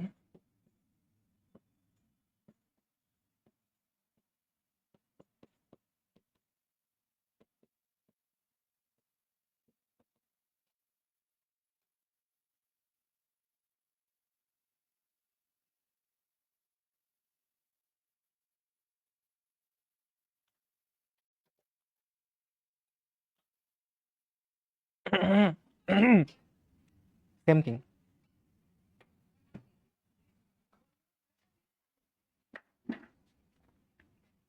দেখো এখানে আমরা কি করছিলাম, আমরা যে কাজটা করছিলাম যে আমাদের বলছে 3 লক্ষ টন খাদ্য আর কি 5 লক্ষ মিটার কাপড়, তাহলে 3 লক্ষ টন খাদ্য কোথায় ছিল? এই যে আমার এখানে 3 লক্ষ টন খাদ্য ছিল, আর এখানে কি 3 লক্ষ টনের বিপরীতে আমার উৎপাদন হতো কতটুকু? নয়, এই যে এতটুকু উৎপাদন হচ্ছে, এতটুকু আমার আগে উৎপন্ন হইতো, এতটুকু এখন আগে উৎপন্ন হইতো, ধরো আমার এতটুকু আগে উৎপন্ন হইতো, কিন্তু এখন কি বলছে যে 3 লক্ষ টনের বিপরীতে কতটুকু? 5 লক্ষ মিটার, তাহলে এখন আমার উৎপন্ন কতটুকু হচ্ছে দেখো, তাহলে এই যে 3 লক্ষের বিপরীতে পাঁচ, পাঁচ কই? এই যে 6 নিচে ধরো এই জায়গায় ধরলাম, তাহলে এখান থেকে এখানে, এই যে এখানে হচ্ছে 5, এখানে কি 5, তাহলে এখানে যদি 5 হয় তাহলে ধরো এটা এইচ বিন্দু, এটা কি উৎপাদন সম্ভাবনা রেখার ভিতরে, তাহলে দেখো তো তুমি একটা সাধারণ কমন সেন্স খাটাও, তাহলে আমার এই যে এতটুকু উৎপাদন কি, এতটুকু উৎপাদন আমার কি হচ্ছে? কম হচ্ছে। এতটুকু উৎপাদন কি হচ্ছে? উৎপাদন কম হচ্ছে। তাহলে উৎপাদন যদি কম হয়, উৎপাদন যদি কম হয় সেটা কি তোমার জন্য লোকসান নাকি লাভ? কেউ কি নিজ ইচ্ছায় উৎপাদন কম করতে চাইবে? কখনো নিজ ইচ্ছায় উৎপাদন কম করতে চাইবে না। তার মানে এইটা হচ্ছে এইখানে উৎপাদন করা সম্ভব, হ্যাঁ উৎপাদন করা সম্ভব, উৎপাদন করা অসম্ভব না, উৎপাদন করা সম্ভব, কিন্তু এখানে একটা সমস্যা আছে। সমস্যাটা কি? সেটা হচ্ছে যে সম্পদের সম্পদের সুষ্ঠু ও পূর্ণাঙ্গ ব্যবহার হবে না, সম্পদের সুষ্ঠু ও পূর্ণাঙ্গ ব্যবহার সম্ভব না, ব্যবহার হবে না। উৎপাদন সম্ভব, উৎপাদন অসম্ভব না, কিন্তু এইখানে কি হবে না? সম্পদের, একজন বলছে চলতি প্রযুক্তি ও সম্পদ অপরিবর্তিত রেখে তো সম্ভব না। কেন তুমি চলতি প্রযুক্তি এবং সম্পদ ঠিকই রাখলা, তাহলে কেন তোমার সম্ভব হবে না? অবশ্যই সম্ভব, কিন্তু কি হবে? এই যে প্রযুক্তি খাটাইলা যেটা, সেটা একটু লস হবে, কারণ তোমার উৎপাদন হওয়ার কথা ছিল বেশি কিন্তু তুমি উৎপাদন করছো কম।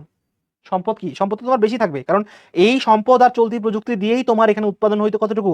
উৎপাদন হইতো 3 লক্ষ টন খাদ্যের বিপরীতে 9 লক্ষ মিটার, সেখানে তুমি 4 লক্ষ মিটার, 4 লক্ষ মিটার তুমি কাপড় কম উৎপাদন করতেছো, তাহলে চলতি প্রযুক্তি এবং সম্পদ ব্যবহার করতে সেটা অবশ্যই সম্ভব।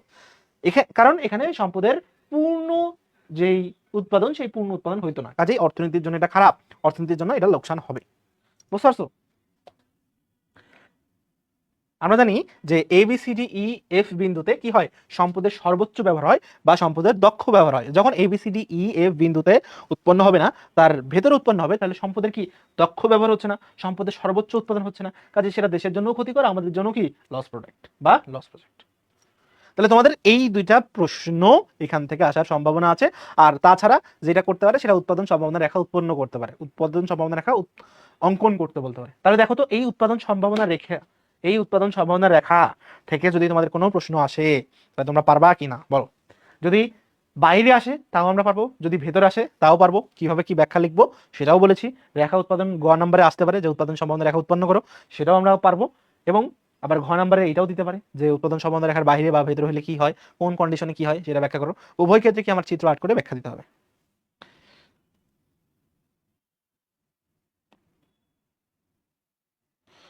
ফেরদাউস তুমি পারলে তো হবে না ভাই, আমার সবাইকে পারতে হবে। তুমি যেমন স্টুডেন্ট, আমার সবাই স্টুডেন্ট, আমার সব স্টুডেন্টকেই পারতে হবে। সো আমি তো সব পারবো, এখন আমি একদম এই 1 নাম্বার থেকে একদম 20 নাম্বারে গেলে হবে? সবাইকে পারতে হবে। সো আমার সব স্টুডেন্টদের থেকে আগে শুনতে হবে যে তাদের কি মতামত। এভরি সিঙ্গেল স্টুডেন্ট ম্যাটার্স, বুঝছো? ওকে, তাহলে সবাই যেহেতু আমরা পারবো, তাহলে আমরা পরে উৎপাদন সম্বন্ধে রেখার তাৎপর্য, পূর্ণ নিয়োগ, অপূর্ণ নিয়োগ, নিয়োগহীনতা।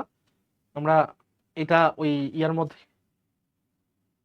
মধ্যেই করেছি, কাজে এটার আর ব্যাখ্যা দিব না। উৎপাদন বন্টনের দক্ষতা এগুলা ইজি, কাজে এই সংক্রান্ত যে জিনিসগুলো আছে তোমরা ইজিলি পড়ে ফেলতে পারবা, কাজে এগুলো নিয়ে তোমাদের কোনো সমস্যা হবে না। তোমরা বই পড়লে এগুলো বুঝতে পারবা, এগুলোতে কোনো প্যারা হয় না। সুযোগ ব্যয় কি? একটা দ্রব্যের অতিরিক্ত উৎপাদন পাওয়ার জন্য অপদ্রব্যের যতটুকু উৎপাদন ছেড়ে দিতে হয়। আমি দেখাইছিলাম আগে যে ধরো তোমার এখানে একটা ইয়ে আছে, তো তুমি ধান উৎপাদন করতেছো কতটুকু? ধান উৎপাদন করতেছো হচ্ছে 40 মণ। গম উৎপাদন করতেছো কতটুকু? গম উৎপাদন করতেছো হচ্ছে তুমি 50 মণ। কতটুকু? 50 মণ। এই যে 50 মণ উৎপাদনের জন্য তুমি যতটুকু এই 40 মণ ছেড়ে দিছো, সেটাকে আমরা কি বলছি? সেটাকে আমরা সুযোগ ব্যয় বলছি। এখানে পড়ানোর কিছু না, এগুলা থেকে প্রশ্ন তেমন আসে না, মানে সংজ্ঞা আসতে পারে। তো ঢালটা আমরা একটু পরে পড়তেছি, আমরা একটু প্রশ্ন সলভের দিকে যাবো। হ্যাঁ, ওই আমরা প্রশ্ন সলভের দিকে যাব। আচ্ছা, এটা আমরা একটু পরে পড়তেছি।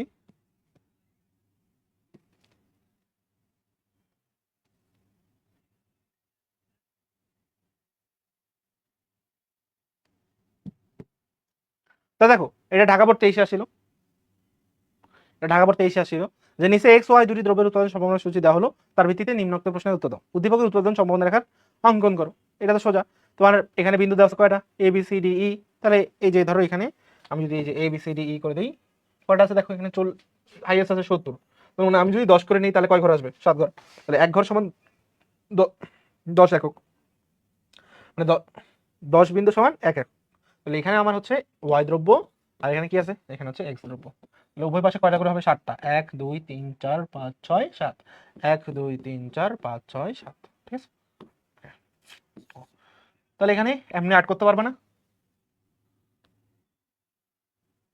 তাহলে এটা তোমরা পারবা না, নাকি আট করে দেখাতে হবে, পারবা নাকি করে দেখাবো, বলো তাড়াতাড়ি বলো, পারবা নাকি করে দেখাবো।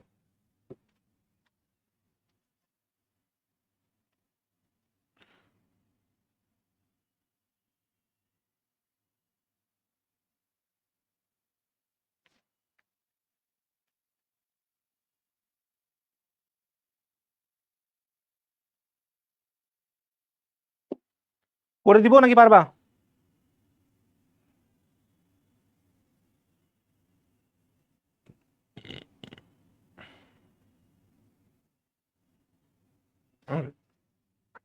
মমিনুল শিকদার বলছে করে দেখান।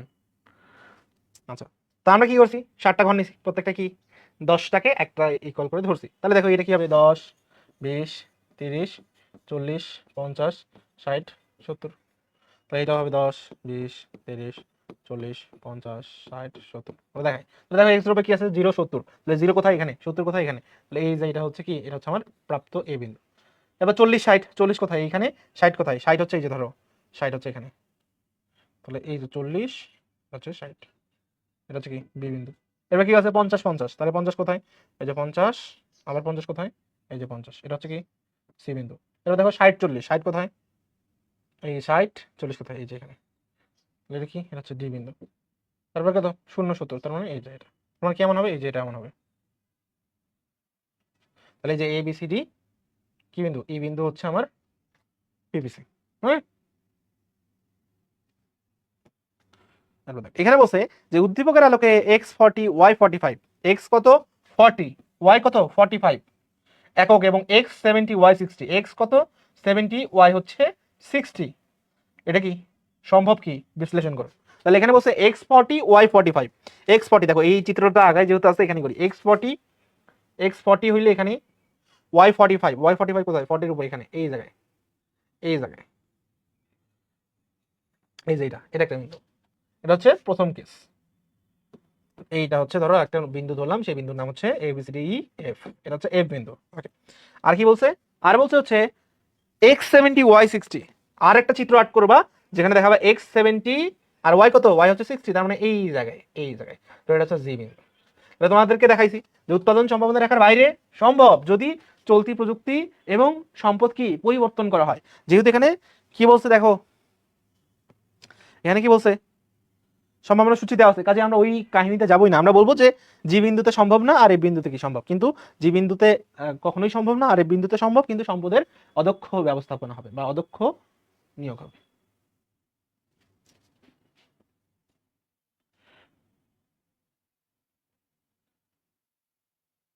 স্যার আমার একটা আনসার দেন, আমি যদি একক করে না ধরে অমনি বসাই, মানে সব ঠিক আছে শুধু এককটা ধরলাম না, যে বিন্দু আছে তাই ধরলাম, তবে কি হবে না?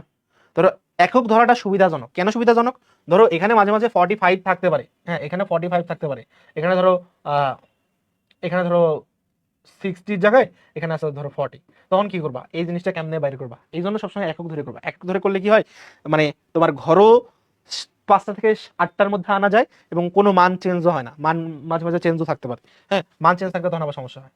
তো মান অনেক সময় চেঞ্জও হয় না, যেমন দেখো এই যে এখানে এই এই এই ক্ষেত্রে এই ঘরটা, হ্যাঁ আমাদের যে প্রশ্নটা দেওয়া ছিল, আমাদের যে হচ্ছে এখানে দেওয়া ছিল যেটা, এখানে দেখো এখানে কিন্তু মান সেম না, এখানে কিন্তু মান সেম না, 1 2 3 4 5, শুধু 5 5 সেম।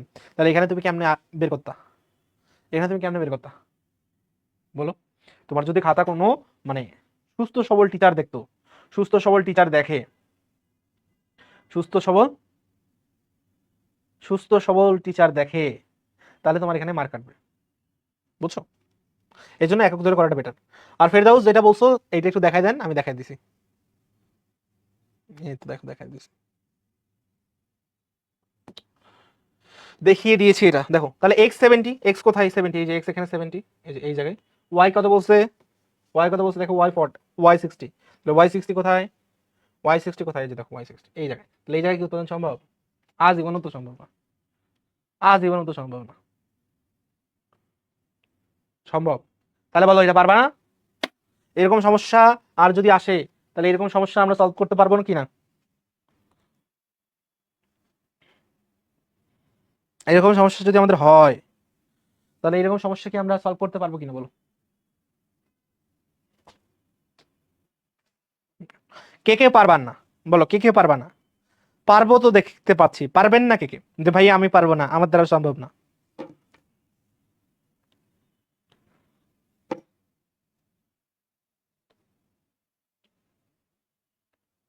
ওকে, তাহলে এখন আপনারা বলেন যে গিফট কে কে নিতে চান? সামনে ঈদ আসতেছে, তাসপিয়া সুলতানা ছুটি কখন দিবেন? ছুটি দিব না আজকে, সমস্যা? হ্যাঁ গ নম্বরে অবশ্যই, গ নম্বরে অবশ্যই, অবশ্য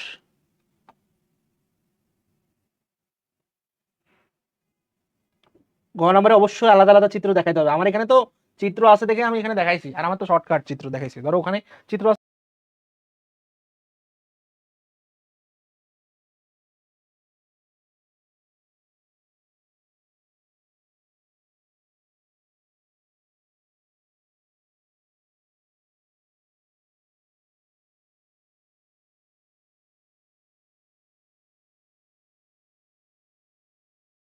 কেন আরেকটা চিত্র আর্ট করতে যাব? কারণ এমনিতে আজকে ক্লাসটা অনেক বড়, মানে রমজান, প্রথম রমজানে ক্লাস করতেছো তোমরা, এই বেশি প্যারা না দিই। আমার তো প্যারা হবে না, আমার তো আরো ক্লাস আছে একটা। তো আমার তো প্যারা, তোমাদেরকে ছেড়ে দিলে প্যারা আমার না, আমার প্যারা হচ্ছে যে তোমাদের একটু কম প্যারা দেওয়া। তো এগুলো সবগুলাই চিত্র আর্ট করতে হবে, আমি তো আগে বলছি। এখন তোমাদের জন্য একটা গিফট আছে, গিফট। গিফটটা কি? এই রোজা শেষ, সামনে তো ঈদ। তো ঈদ সালামি কে কে নিতে চাও? ঈদ সালামি কে কে নিতে চাও বলো? আজকেই অত পুরোটাই নিয়ে, পুরোটাই শেষ করবো, পুরোটাই শেষ করে ফেলবো। যারা যারা চাও কোনো কিছু করার দরকার নাই, নোটস টোটস এগুলা কিছুই করা লাগবে না, জাস্ট এইচ ডাব্লিউ করবা। হ্যাঁ, তোমার মন চাইলে তুমি নোটস দিবা, সমস্যা নাই, বাট এইচ ডাব্লিউ তোমাকে করতে হবে।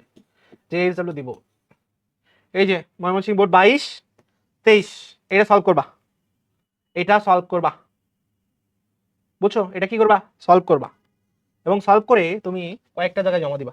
প্রথমত হচ্ছে এই গ্রুপটাতে জমা দিবা,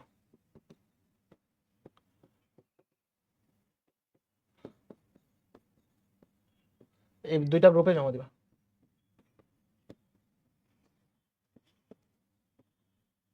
এটা এবং এটা, কেউ যদি বন্দি পাঠশালাতে দিতে চাও সেখানে দিবা। বাট এইটা হচ্ছে ম্যান্ডেটরি, কারণ এখানে আমি সবসময় অ্যাক্টিভ থাকি, এখানে দিবাই, বুঝছো? সর্বোচ্চ 10 জনকে আমি সালামি দিব। তো পরে তোমার আলাদা ফ্রেন্ডরা সালামি পাচ্ছে, তুমি সালামি পাচ্ছ না। হ্যাঁ, তুমি সালামি পাচ্ছ না, তখন আবার বলবা যে ভাই আমাকে কেন সালামি দেন নাই। সো যারা সালামের ক্ষেত্রে পুরো অধ্যায় নোটটা করলে বেটার, নোটের সাথে তুমি যদি এই এস ডাব্লিউ দাও তাহলে তো আরো ভালো, তাহলে তো তখন বোঝা যাবে। আর যদি তুমি শুধু নোট দাও তাহলে ওই শুধু নোটের ভিত্তিতে কাউন্ট করা হবে, কাজে আমি প্রেফার করবো নোট সহ এস ডাব্লিউ জমা দিতে। ওকে, তাহলে আমরা এই অংশটা শেষ করলাম। হ্যাঁ, অংশটা শেষ করলাম। ওকে, এখন আমরা একটা ছোট্ট এমসিকিউ সলভিং সেশন নেব, এটা পরে করবো, সমস্যা নেই, এমসিকিউ পরে সলভ করবো, আসি তো ক্লাস। ওকে, এখন আমরা আলোচনা করব আলোচ্য সূচি সেকেন্ড পার্ট, সেটা হচ্ছে আমরা এখানে অর্থনৈতিক ব্যবস্থাগুলো নিয়ে আলোচনা করব, যে ধনতান্ত্রিক অর্থনীতি, অর্থনৈতিক ব্যবস্থার বৈশিষ্ট্য, ধনতান্ত্রিক ব্যবস্থা, উৎপাদন বন্টন, সমাজতান্ত্রিক অর্থনৈতিক ব্যবস্থার বৈশিষ্ট্য। হ্যাঁ, মিশ্র অর্থনৈতিক ব্যবস্থা কি, ইসলামী অর্থনৈতিক ব্যবস্থা কি, তোমার বিভিন্ন অর্থব্যবস্থার সাদৃশ্য, তারপর ব্যষ্টিক সামষ্টিক অর্থনীতি কি, ব্যষ্টিক সামষ্টিক অর্থনীতির গুরুত্ব কি কি, এই জিনিসগুলো নিয়ে আলোচনা করব।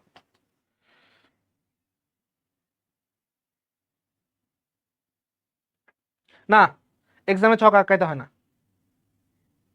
এক্সামে ছক আঁকাইতে হয় না, প্রশ্ন দেখেই করে দিতে পারবা। পড়াবো রে ভাই, পড়াবো, একটু ওয়েট করো, মানে সাদৃশ্যবান জিনিসগুলো একসাথে করে দেবো, বাকি যেগুলো থাকবে সেগুলো পরবর্তীতে করে দেবো, সমস্যা নেই। আগে সেটার সাথে ইজি ইজি জিনিসগুলো ক্যাপচার করো, পরবর্তীতে পড়াচ্ছি, ঠিক আছে?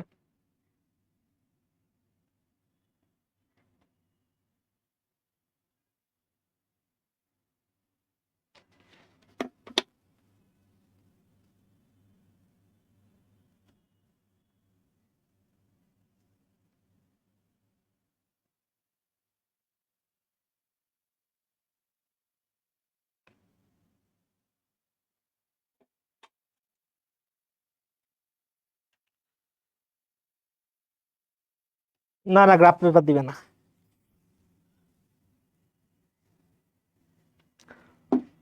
ওকে দেখো, চলো ধর্মতান্ত্রিক অর্থনৈতিক ব্যবস্থায় আসে। তাহলে ধর্মতান্ত্রিক অর্থনৈতিক ব্যবস্থা কি? যে অর্থ ব্যবস্থায় উৎপাদনের উপকরণগুলোর ব্যক্তি মালিকানা বিদ্যমান, উপকরণগুলোর ব্যক্তি মালিকানা বিদ্যমান এবং সরকারি হস্তক্ষেপ ব্যতি রেখে অবাধ দাম প্রক্রিয়ার মাধ্যমে বাজার পৌঁছাতে হয়, সেই অর্থনৈতিক ব্যবস্থাকে ধর্মতান্ত্রিক অর্থনৈতিক ব্যবস্থা বা ফ্রি এন্টারপ্রাইজ ইকোনমি বলে। যেমনটা সহজ ভাষায় তোমাদেরকে বললে, রমজানের সময় যেটা দেখো যে সিটি গ্রুপ বসুন্ধরা গ্রুপের দৌরাত্ম্য এতটা পরিমাণে বেড়ে যায় যে সরকার এখানে আর কোনো কিছু বলতে পারে না। সরকার কি করবে? সরকার সরকার আর কিছুই বলে না। পেন্সিল ব্যবহার না করলে কিছু হবে? অবশ্যই। তুমি যদি চিত্র আর্ট করতে ভুল করো তখন তো সমস্যা, পুরো পেজটা তো তোমার নষ্ট। যদি সতর্কতার সহিত পুরো চিত্রটা পেন্সিল ছাড়া ভালো মতো আর্ট করতে পারো, কোনো সমস্যা নেই। যদি ঝামেলা করো তাহলে তো সমস্যা, তোমারই সমস্যা। এই জন্য আমি হাইলি সার্চ করবো পেন্সিল দিয়ে আর্ট করার জন্য, বুঝছো? এখন দেখো, এই যে ধরো বসুন্ধরা সিটি গ্রুপ বা যারা হচ্ছে এখন ধান বা চিনি উৎপাদন করবে, হ্যাঁ চিনি উৎপাদন মানে যারা চিনি আনতেছে, চিনি যারা আনে বিদেশ থেকে, চিনি যারা বিদেশ থেকে আনে, তারা কি করে? যারা চিনি বিদেশ থেকে আনে তারা দামটা বাড়ায় দেয়, তারা নিজেদের মতো ইয়া করে। সো এখানে সরকার মাঝে মাঝে হস্তক্ষেপ করে, আবার মাঝে মাঝে হস্তক্ষেপ করে না। কিন্তু এই ধনতান্ত্রিক অর্থনৈতিক ব্যবস্থায় সরকার কোনোদিনই হস্তক্ষেপ করবে না যে তুমি আনো তোমার মতো তুমি দাম বাড়াও। সরকারের এখানে কোনো ইয়াই নাই, সরকার এখানে কোনো কাহিনী করবে না যে ঠিক আছে ভাই তুমি কেন দাম বেশি নিচ্ছ। যেমন আমরা বাংলাদেশে দেখি যে ভোক্তা অধিকার তারা কি করে, তারা হচ্ছে বাজারে বাজারে ঘুরে বেড়ায়। তো এই যে বাজারে বাজারে ঘুরে বেড়ায় ভোক্তা অধিকার, বুঝছো? তো এই জিনিসটা কেন করা হয়? কারণ বাজার মনিটরিং করা হয়, সরকার হস্তক্ষেপ করে যাতে তারা দাম বেশি না নিতে পারে। এই জিনিসটাই আমার ধনতান্ত্রিক অর্থনৈতিক ব্যবস্থা। ধনতান্ত্রিক অর্থনৈতিক ব্যবস্থায় কি থাকবে? সরকার কোনো মনিটরিং করবে না, যারা মালিক তারা তাদের নিজেদের মতো দাম দিবে এবং এই দামেই তোমাকে কিনতে হবে, এখানে সরকারের কোনো রকমের ইন্টারফেয়ার থাকবে না। অর্থাৎ বাংলাদেশে আমরা যেটা দেখি সে ধনতান্ত্রিকও কিছুটা থাকে এবং ধনতান্ত্রিকের সাথে সমাজতান্ত্রিকও কিছুটা থাকে। এই জন্য বাংলাদেশের যে অর্থনীতি সেটা হচ্ছে মিশ্র অর্থনীতি। কিন্তু ধনতান্ত্রিক অর্থনীতিতে আসলে সরকার কোনোদিনই কোনোভাবে ইন্টারফেয়ার করতে পারবে না। তারা তাদের মতো জিনিস আনবে, ইম্পোর্ট করবে, তারা তাদের মতো এক্সপোর্ট করবে, এক্সপোর্ট করার পর যেই প্রোডাক্টটা থাকবে সেই প্রোডাক্টের উপর তারা কি করবে? তারা হচ্ছে দাম রেজ করবে, প্রোডাক্টের উপর দাম রেজ করবে। হ্যাঁ, তুমি কিনলে কেন, না কিনলে নাই, কিনলে কেন না কিনলে রাস্তা মাপো, ঠিক আছে? কিনলে কেন, না কিনলে কি করো? রাস্তা মাপো। তাহলে যে অর্থ ব্যবস্থা উৎপাদনের উপকরণগুলো, উৎপাদনের উপকরণ কি কি? আমরা জানি উৎপাদনের উপকরণ কয়টা? চারটা। কি কি? ভূমি, শ্রম, মূলধন, আরেকটা কি? আরেকটা হচ্ছে সংগঠন। এই যে ভূমি, শ্রম, মূলধন, সংগঠন, হ্যাঁ, তো এদের কি ব্যক্তিগত মালিকানা বিদ্যমান, অর্থাৎ যেই মালিক সেগুলা কি তাদের কোনোটারই মালিক সরকার না। যেমন তুমি যদি বাংলাদেশের এক্সপেক্টে দেখো, বাংলাদেশের এক্সপেক্টে কি হয়? এই যে তোমার ভূমি, সেই ভূমির মালিক কিন্তু রাষ্ট্র। তুমি রাষ্ট্রের থেকে কি একটা সময় পর্যন্ত তুমি রেন্ট নিছো এবং এই সময়ের জন্য তোমাকে কি রাষ্ট্রে কিন্তু কর দিতে হয়, রাষ্ট্রকে কি দিতে হয়? কর দিতে হয়। আর ভূমি, শ্রম, মূলধন, সংগঠন এগুলা যখন ব্যক্তির মালিকানা পর্যায়ে থাকবে এর থেকে মালিক রাষ্ট্র না, মালিক কি? মালিক হচ্ছে সে নিজেই, মালিক কি? সে নিজেই, বুঝছো?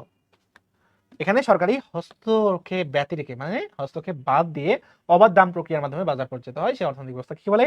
ধনতান্ত্রিক অর্থনৈতিক ব্যবস্থা বা ফ্রি এন্টারপ্রাইজ ইকোনমি। এই ধনতান্ত্রিক অর্থনৈতিক ব্যবস্থা কি হয় দেখো, ধনতান্ত্রিক অর্থনৈতিক ব্যবস্থার কিছু বৈশিষ্ট্য আছে। কি আছে? কিছু বৈশিষ্ট্য আছে, কিছু বৈশিষ্ট্য আছে। বৈশিষ্ট্যটা কি? পুঁজিপতি ও শ্রমিক শ্রেণীর অস্তিত্ব। মানে এখানে যারা হচ্ছে পুঁজিপতি মানে যারা কি ক্যাপিটালিস্ট, মানে যারা হচ্ছে মালিক, টাকার মালিক, তাদেরকে আমরা দেখি এবং তারা যেই শ্রমিকদের খাটায়, হ্যাঁ, সরকারের তো কোনো লিমিট নাই। যেমন তুমি চা বাগানে দেখবা, চা বাগানে এই লোকগুলা কি করে, যারা চা বাগানের মালিক তারা প্রায় 23 থেকে 24 কেজি পাতা তোলার পরে তাদেরকে 120 থেকে 22 কেজি মানে 120 থেকে 22 টাকা দেয়। তুমি দেখো, তুমি 23 কেজির বিপরীতে তুমি পাচ্ছ 120 টাকা। Isn't it a joke? এটা কি একটা মজা না? 23 কেজির বিপরীতে তুমি 120 টাকা পাচ্ছ। এখন তুমি যদি এখান থেকে 1 কেজি কম তোলো, মানে 22 কেজি কম, মানে 22 কেজি তুমি যদি তোলো, কত কেজি? 22 কেজি, তাহলে তোমার এই 120 থেকে 8 টাকা মাইনাস যাবে। মানে 1 কেজি কম তুললেই তোমার এখানে কি 112 টাকা আসে। 2 কেজি কম তোলো, তাহলে দেখো তুমি 98 টাকার মতো পাবা। 20 কেজি তুলে তুমি কত টাকা পাবা? 98 টাকা পাবা। তুমি যদি 10 কেজি তোলো, মাত্র 10 কেজি তুমি যদি চা পাতা তোলো, তাহলে তুমি এখানে পাবা 80। 80 থেকে 98 মাইনাস দিলে কত? 18 টাকা। তাহলে দেখো 10 কেজির দাম 18 টাকা, বাকি 10 কেজির দাম 80 টাকা বেড়ে যায়। তাহলে কি অবস্থা তুমি চিন্তা করো, চিন্তা করো। তুমি যদি যখন 2 কেজি বা 3 কেজি পাতা তুলবা তখন তোমার কোনো দামই হয় না। এইগুলা গগ হওয়ার জন্যই, এটা এই বৈশিষ্ট্য গগ হওয়ার জন্যই দেওয়া আছে। এই বৈশিষ্ট্যগুলো গগ হতেই লিখবা, বুঝছো? তাহলে আমরা এখানে পুঁজিপতিকে দেখি। পুঁজিপতি মানে কি? ক্যাপিটালিস্ট বা শোষক শ্রেণী, যারা তাদের টাকা দিয়ে তারা সম্পদ উৎপন্ন করে, প্রোডাকশন করে, করার পরে তার যে শ্রমিক আছে সেই শ্রমিকদের খুবই কম মূল্য দিয়ে তারা রেখে দেয়। শ্রমিকদের তাদের প্রাপ্য মজুরি দেয় না, খুবই কম মূল্য আসলে পে করে। ওকে, এরপর দেখো বৃহদায়তন উৎপাদন ব্যবস্থা। যেহেতু তারা নিজেরা উৎপাদন করে এবং ভূমির মালিক তারা, মূলধনের মালিক তারা, সংগঠনের মালিক তারা, হ্যাঁ, শ্রমিকের মালিক তারা বা শ্রমের মালিক তারা, এই কারণে তাদের উৎপাদন ব্যবস্থাটা অনেক বড় হয়। তুমি যদি হচ্ছে কোনো কোম্পানিতে যাও, যেমন মেঘনা গ্রুপ অফ ইন্ডাস্ট্রিজ বা বসুন্ধরাতে যাও, তাদের কত বড় জায়গা। বিশেষ করে তুমি যদি ঢাকায় বসুন্ধরা রেসিডেন্সিয়াল এরিয়াতে যাও, তুমি আসলে বুঝতে পারবে না যে এটা আসলে কতটুকু জায়গার উপরে সেটা আসলে তোমার অবস্থিত। ঠিক আছে, এবার সামাজিক শ্রম বিভাগের সর্বোচ্চকরণ। সামাজিক শ্রম বিভাগের সর্বোচ্চকরণ মানে কেউ একদম হায়ার ক্লাস থাকে, কেউ একদম লয়ার ক্লাস থাকে। তো এই জিনিসটা এখানে বর্ণনা করতে হবে। একক উদ্যোগ। একক উদ্যোগ মানে কি? একটা সিঙ্গেল ফ্যামিলির দ্বারা সেই জিনিসটা কি পরিচালিত হয়। একটা সিঙ্গেল ফ্যামিলি সেই জিনিসটাকে কি করে? পরিচালনা করে। এইটাকেই আমরা কি বলছি? একক উদ্যোগে পরিচালিত। যেমন বসুন্ধরা কি? আকবর সোবহান সাহেব এটাকে নিয়েছে। আবার তুমি যদি আকিজকে কল, আকিজ কোম্পানি কি? আকিজ কোম্পানি আবুল খায়ের বা আকিজের দ্বারা তোমার হচ্ছে কি উৎপন্ন। কাজেই এই জিনিসটা তোমাকে মাথায় রাখতে হবে যে এই যে ধনতান্ত্রিক সমাজ ব্যবস্থা, সেটা সবসময় কি একক উদ্যোগ বা সিঙ্গেল উদ্যোগে ব্যবস্থাপনা বা পরিচালিত হয়। এখানে সরকারও কোনো ধরনের ইন্টারফেয়ার করতে পারে না এবং বাইরের যারা লোক আছে তারাও লিমিটেড কোম্পানি হিসেবে এটাকে চালাইতে পারে না বা এটা চালানো তাদের কোনো অধিকার থাকে না। এরপর দেখো সম্পদের ব্যক্তি মালিকানা। এখানে সম্পদের ব্যক্তি মালিকানা থাকে, কারণ আমরা কি জানি? উৎপাদনের উপকরণগুলো সর্বোচ্চ মালিক কারা হয়? যারা এখানে জিনিসটা উৎপাদন করে। তাহলে উৎপাদন করে কে? উৎপাদন করে হচ্ছে যারা পুঁজিপতিরা। তাহলে এখানে সম্পদের মালিকানা কারে? এখানে সম্পদের মালিকানা হচ্ছে ব্যক্তি মালিকানা।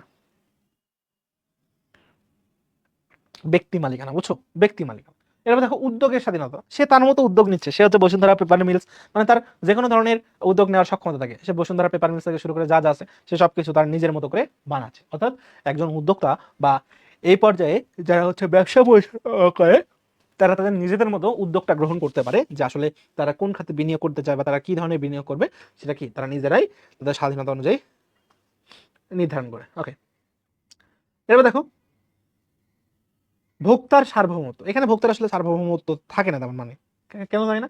কারণ যে উৎপাদক সে একটা দাম ফিক্স করে দেয়। দাম ফিক্স করার পরে সে বলে যে আচ্ছা এটার দাম এত, তুমি নিলে নাও। তো ভোক্তা তখন বাউন্ড, তাকে ওই দামের মধ্যেই বা ওই অনুসারেই আসলে তাকে কিনতে হয়। ঠিক আছে, এবার দেখো স্বয়ংক্রিয় দাম ব্যবস্থা, অবাধ প্রতিযোগিতা, সমাজ শ্রেণী বিভক্তি। সমাজের শ্রেণী বিভক্তি দেখা যায়। কেন শ্রেণী বিভক্তি দেখা যায়? কারণ এখানে শ্রমিক শ্রেণীকে আমরা পাই বা ধনিক শ্রেণীকে পাই, আমরা মধ্যবর্তী একটা শ্রেণীকেও পাই যারা কি আসলে ভোক্তা। এবার দেখো মুনাফা অর্জন, বেশি পরিমাণে মুনাফা পাওয়া যায়। আয় বন্টনে অসমতা, মানে কি যারা শ্রমিক তাদেরকে পরিপূর্ণভাবে আয় দেওয়া হয় না। তারপর উৎপাদন পুঁজির সাথে ব্যাংক পুঁজি সমন্বয় এবং মূলধন রপ্তানি।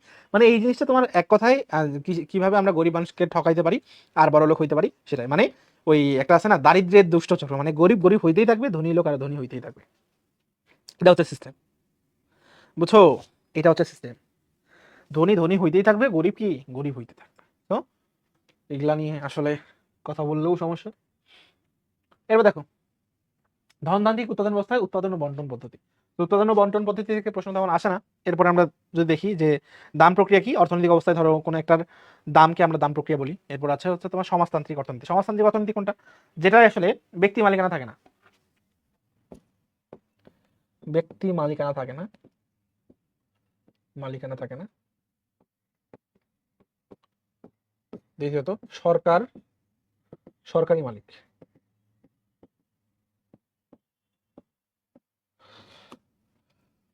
যেমন এখানে শ্রেণী শোষণ অনুপস্থিত, যেহেতু সরকার মালিক।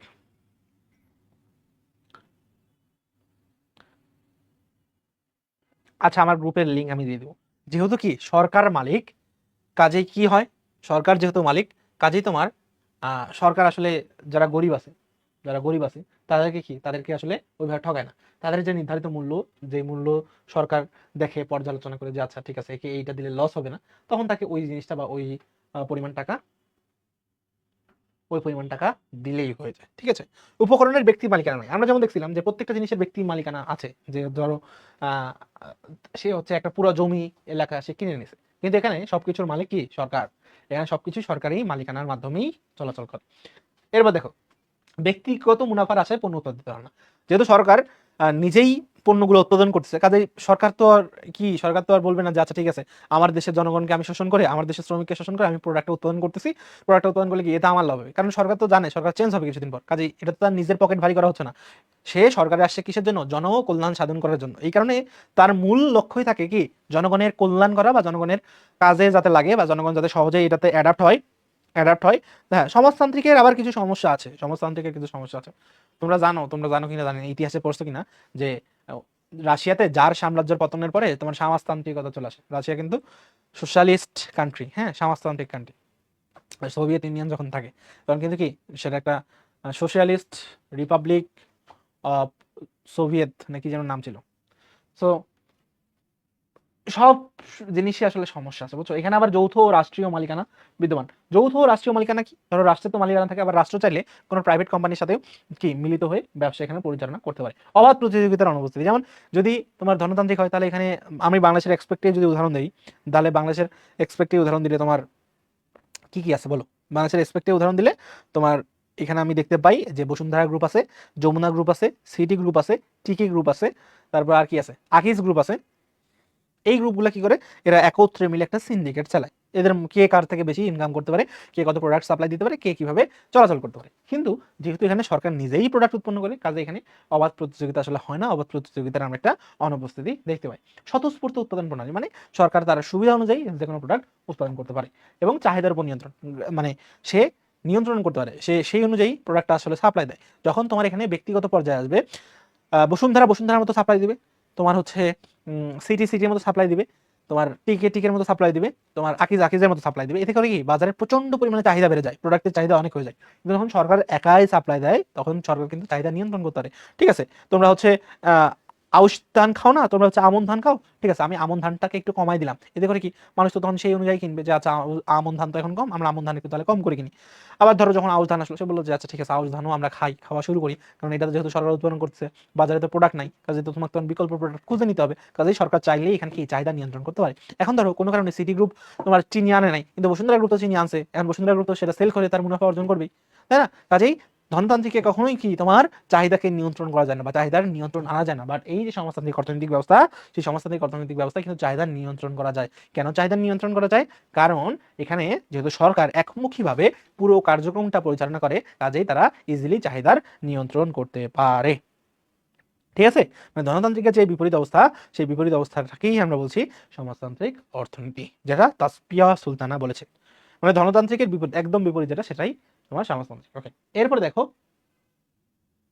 কেন্দ্রীয় পরিকল্পনা। কেন্দ্রীয় পরিকল্পনা কি, ধরো প্রত্যেকটা জিনিসের কেন্দ্রীয়, মানে একটা দেশের কেন্দ্রীয় সরকার কারা, প্রধানমন্ত্রী। So, তারা তাদের নিজস্ব মন্ত্রণালয়ের মাধ্যমে, তারা তাদের এই যে ব্যবস্থা, সেই ব্যবস্থার মাধ্যমে তারা কি করতে পারে, তারা একটা সিদ্ধান্ত আসতে পারে যে আচ্ছা ঠিক আছে, আমাদের এখন দেশে এই জিনিসটা সংকট, আমরা সেই জিনিসটা উৎপাদন করব। মানে সকলে সমন্বয়ে, সরকার সমন্বয়ে কি একটা সিদ্ধান্ত নেয়, এটাকে আমরা কি বলছি, কেন্দ্রীয় পরিকল্পনা।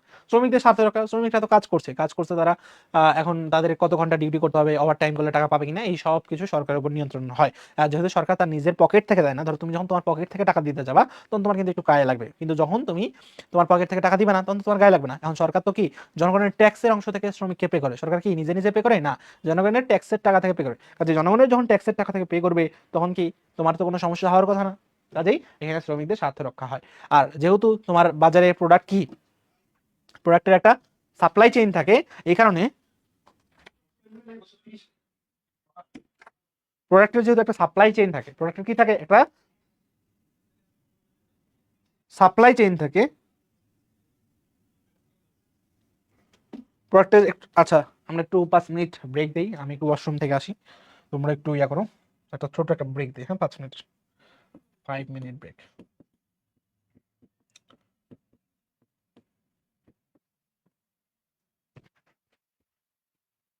11টা আনন্দ না, আমরা হচ্ছে 12টা 3-এ শুরু করবো।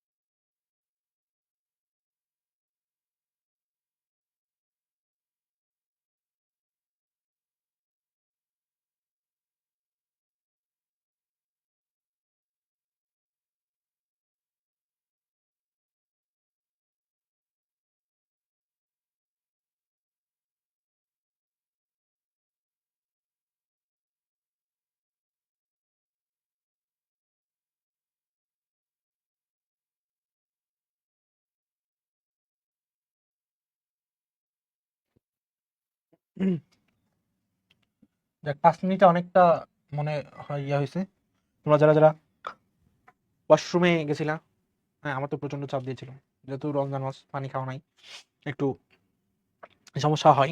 এখন দেখো সামাজিক নিরাপত্তা, যেহেতু তোমার কি মুদ্রাস্ফীতির ভয় থাকে না, কাজে তোমার সোশ্যাল স্ট্যাটাস কি ভালোভাবে সংগৃহীত থাকে। ওকে, এরপর দেখো সুষম উন্নয়ন। সুষম উন্নয়ন কোনটা? সুষম উন্নয়ন হচ্ছে তোমার সবকিছু একদম ভালোভাবে যখন পরিপূর্ণভাবে উন্নয়ন হয় সবকিছু, তখন সেটাকে সুষম উন্নয়ন বলে। মানে তোমার রাস্তাঘাট থেকে শুরু করে সবকিছু ভালোভাবে উন্নয়ন হচ্ছে, তাহলে এটাকে আমরা বলি সুষম উন্নয়ন। বেকারত্বের অনুপস্থিতি, যেহেতু সরকার নিজে উৎপাদন করে, তাহলে সরকার তো আর নিজে নিজে যে উৎপাদন করতে পারবে না, তাহলে সরকারকে কি করতে হবে? সরকারকে তার দেশের নাগরিককে কাজে লাগাতে হবে। এবং যখন দেশের নাগরিককে সে কাজে লাগাবে, এই দেশের নাগরিককে কাজে লাগাতে গেলে তাকে কি করতে হবে? সেই জায়গার যত জনগণ আছে তাদেরকে নিয়োগ দিতে হবে। এখন সেই জায়গার যারা আছে কর্মক্ষম তাদেরকে নিয়োগ অবশ্যই দিবে, এবং তার আগে যারা আগে কর্মরত ছিল তাদেরকে তো নিয়োগ দিতে পারবে না। এরপরে কি নতুন নতুন লোকের কর্মসংস্থান হবে, আর যখনই কর্মসংস্থান হবে তখন কি বেকারত্ব আর থাকবে না, বেকারত্ব আর থাকবে না। ঠিক আছে, ওকে। এরপর দেখো সামাজিক, অর্থনৈতিক ও রাজনৈতিক লক্ষ্যের সমন্বয়। আচ্ছা, group link link link link link যারা করতেছো, তোমরা সার্চ দাও মাহিম ইনসাইট নামে, তাহলেই পাবা। গ্রুপ লিংক লাগবে না, ওই একটা সার্চ দিলে একটাই গ্রুপ পাবা। ওকে, এরপর দেখো সামাজিক, অর্থনৈতিক, রাজনৈতিক লক্ষ্যের সমন্বয়, এই জিনিসটা অবশ্যই দরকার। ওকে, এরপর দেখো উৎপাদন ব্যবস্থা আমাদের লাগছে না। এখন দেখো এই ধনতান্ত্রিক অর্থব্যবস্থাটাকে কি বলে? আমরা নির্দেশমূলক অর্থব্যবস্থাও বলি। এখন তোমাদের এখানে পার্থক্যের বিষয় আসতে পারে।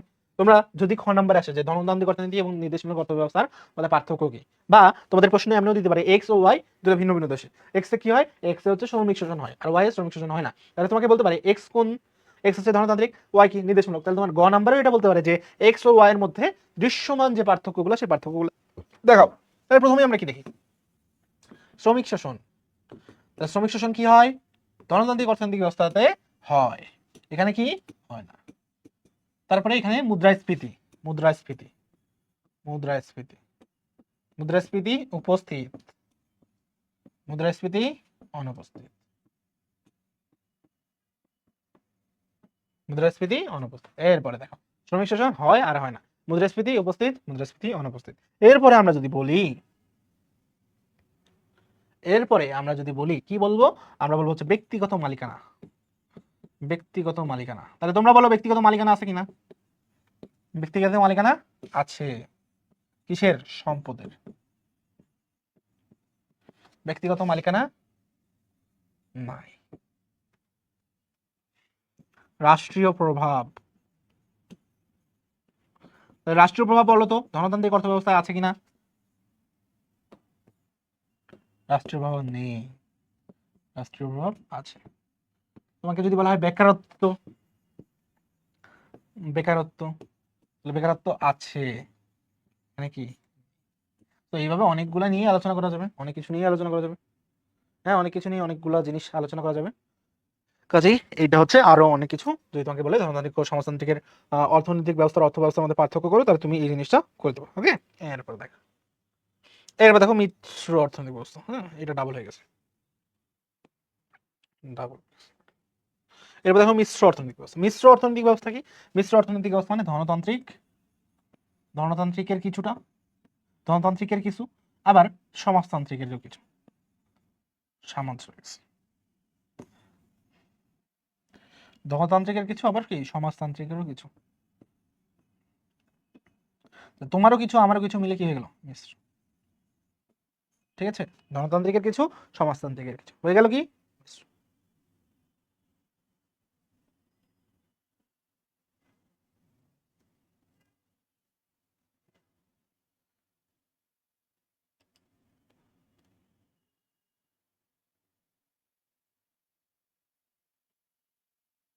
ঠিক আছে, ওকে। তাহলে ধনতান্ত্রিক এবং সমাজতান্ত্রিকের কিছু মিলে কি হয়? মিশ্র। তাহলে দেখো এখানে কি হয়? সরকারি এবং বেসরকারি খাতের উপস্থিতি স্বীকৃত। যেমন সরকারি খাত যেমন হচ্ছে কি, আমরা যদি দেখি হচ্ছে টিসিবি, হ্যাঁ টিসিবি, বাণিজ্য মন্ত্রণালয়, বাণিজ্য মন্ত্রণালয় এবং অর্থ মন্ত্রণালয়, অর্থ মন্ত্রণালয়। এরা কি করে? এরা মিলে তোমার হচ্ছে বেসরকারি যারা আছে, যেমন বসুন্ধরা, বিজি, যমুনা, জিজি, তারপর হচ্ছে কি সিজি, সিটি গ্রুপ, তারপর এমজিআই, মেঘনা গ্রুপ ইন্ডাস্ট্রিজ, তারপর টিকে, টিকে, হ্যাঁ, এরা এরা মিলে কি করে? এরা হচ্ছে তোমার এই সরকারের সাথে মিলে একসাথে কি ব্যবসা করে। তাহলে সরকারি এবং বেসরকারি মিলে একসাথে ব্যবসা করে। ওকে, এরপর দেখো সরকারি বিনিয়োগ মানে সরকার কি, এই যে বাণিজ্য মন্ত্রণালয়, অর্থ মন্ত্রণালয়, এরা সরাসরি বিনিয়োগ করে। বেসরকারি বিনিয়োগ, যে এরা সরাসরি বিনিয়োগ করে। এখন দেখো মানে এই মিশ্র ব্যবস্থাটা করা কেন হলো? এই ধনতান্ত্রিকের কিছু নেগেটিভ দিক আছে না? নেগেটিভ দিকগুলো আছে না, সেই নেগেটিভগুলোকে বাদ দিছে এবং সমাজতান্ত্রিকের যত পজিটিভ দিক আছে সেই পজিটিভ দিকগুলোকে নিয়ে একত্রে আমরা একটা মিশ্র সিস্টেম করছি, যেখানে পুরাটাই আসলে পজিটিভ সিস্টেম, যেটা কি পুরাটাই পজিটিভ পজিটিভ একটা এরিয়া, বুঝছো? পুরাটাই আসলে পজিটিভ এরিয়া। সম্পদের মালিকানা এখানে রাষ্ট্র এবং ব্যক্তি, রাষ্ট্র ও ব্যক্তি মালিকানা উভয়, রাষ্ট্র ব্যক্তি মালিকানা উভয়ই আসলে করতে পারে, রাষ্ট্র ব্যক্তি মালিকানা উভয়ই করতে পারে। স্বয়ংক্রিয় দাম ব্যবস্থা, মুনাফা, এখানে মুনাফা তোমার সরকারের উৎপাদন করে, মানে সবাই আসলে পায়, মানে এটা একটা কম্বাইন ভালো সিস্টেম। ওকে, অর্থনৈতিক পরিকল্পনা এখানে সরকারের করে ইয়াও করে, কাজেই এখানে জাস্ট একটা সমস্যা দাঁড়ায়, যেহেতু এখানে বেসরকারি খাতকে আমরা দেখতে পাই বা বেসরকারি খাতের একটা উপস্থিতি দেখতে পাই, এখানে আমাদের মুদ্রাস্ফীতির একটু উপস্থিতি আমরা লক্ষ্য করি। তাছাড়া সবগুলো কি আমাদের পজিটিভ দিক হিসাবে নির্ধারিত। ওকে, এরপরে দেখো যেটা আছে সেটা হচ্ছে ইসলামী অর্থনৈতিক ব্যবস্থা। ইসলামী অর্থনৈতিক ব্যবস্থা ইসলামের যেই অংশগুলো আছে, যেমন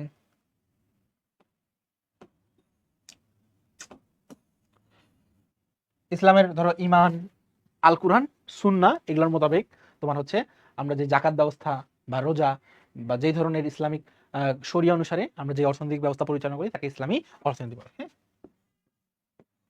ইসলামী শরিয়া ব্যবস্থা।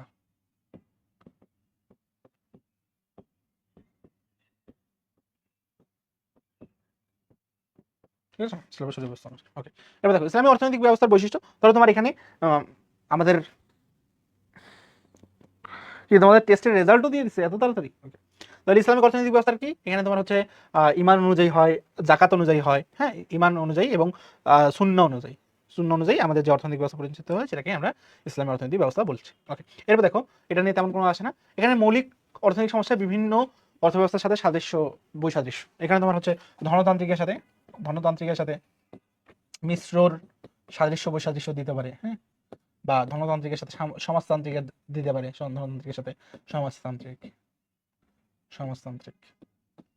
আবার আদার্স যেগুলো আছে সেগুলোর সাথে আবার মিশ্র তোমার হচ্ছে ইসলামী দিতে পারে, কেমন, যেখানে ধরো আদার্স বলতে যেটা বোঝাইছে, কি বোঝাইছে, ধনতান্ত্রিক, সমাজতান্ত্রিক, ঠিক আছে, এগুলোর সাথে মিশ্র, এগুলোর সাথে তোমার ইসলামের, ঠিক আছে। ওকে, এবার দেখো ব্যষ্টিক এবং সামষ্টিক। ব্যষ্টিক এইটা হচ্ছে তোমার মাইক্রো এবং ম্যাক্রো ইকোনমিক্স। এগুলো নিয়ে তেমন কোনো প্যারা হবে না, মানে ছোট ছোট জিনিসগুলো যেগুলো আছে মাইক্রো আর ম্যাক্রোর মধ্যে পার্থক্য আসতে পারে, তাছাড়া কিছু আসবে। দেখো এর প্রথমেই যে প্রশ্নটা আসে সেটা হচ্ছে শ্রম নিবিড় কৌশল কি।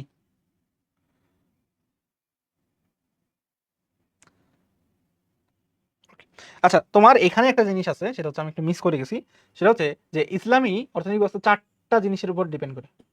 কি? সুন্নাহ, কুরআন,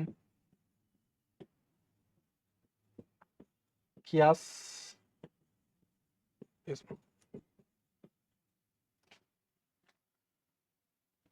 এগুলো ইজি। ওকে, দেখো এখানে যেটা দিছে সেটা হচ্ছে একদম পুরো একটা দেওয়া আছে, ঢাকা বোর্ড 23-এর উদ্দীপকের আলোকে উৎপাদন সম্বন্ধে রেখা অঙ্কন করো। এটা তোমাদের এইচডব্লিউ থাকবে, এটা কি থাকবে, এইচডব্লিউ থাকবে, এটাও তোমাদের এইচডব্লিউ থাকবে। দুষ্প্রাপ্যতা কাকে বলে, এটাও এইচডব্লিউ থাকবে। তোমাদের তো শুধু এইচডব্লিউ এগুলো পুরোটাই এইচডব্লিউ। হ্যাঁ, এগুলো তোমরা এইচডব্লিউ করে জমা দিবা। ওকে, আচ্ছা, তোমাদের এইখান থেকে কিছু সলিউশন দেখে, এখান থেকে কিছু সমস্যা দেখে। ওকে, দেখো এই যে দেখো এখানে বলছে ভ্রমণ পিপাসী এক ব্যক্তি এমন একটি দেশের অর্থনৈতিক কর্মকাণ্ড সম্পর্কে বর্ণনা দেন যে দেশের প্রতিটি অর্থনৈতিক কর্মকাণ্ড সরকার কর্তৃক নিয়ন্ত্রিত। তার মানে সরকার কর্তৃক নিয়ন্ত্রিত হলে এটা কি হবে, সমাজতান্ত্রিক বা নির্দেশমূলক, সমাজতান্ত্রিক বা নির্দেশমূলক। আর আর নিজ দেশটা কি হবে, সরকার নয় বেসরকারি উদ্যোগও। আচ্ছা, তাহলে সরকার এটা কি, এটা হচ্ছে মিশ্র। তাহলে এই সরকারি আর মিশ্র গণনা দিবা, তাহলেই হয়ে যাবে। তাহলে এটা তো সলভ করে দিলাম, এটা লাগবে না। পরেরটা, হ্যাঁ পরেরটা সলভ করবো। এখন দেখো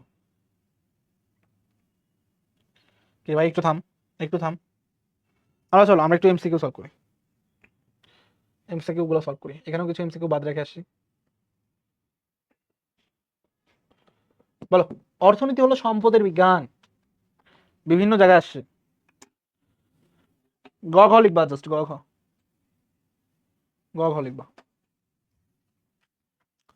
গ ঘ লিখবা, ক খ লিখতে হবে না, ক খ বই থেকে পড়ে নিবা, গ ঘ লিখবা। এটার আনসার বলো। অর্থনীতি সম্পদের বিজ্ঞান।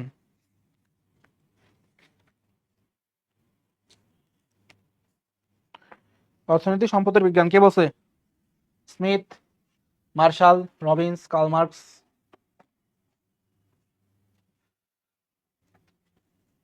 এ যারা যারা বলছিস তারা গাধা। অর্থনীতি হলো সম্পদের বিজ্ঞান, কে বলছে?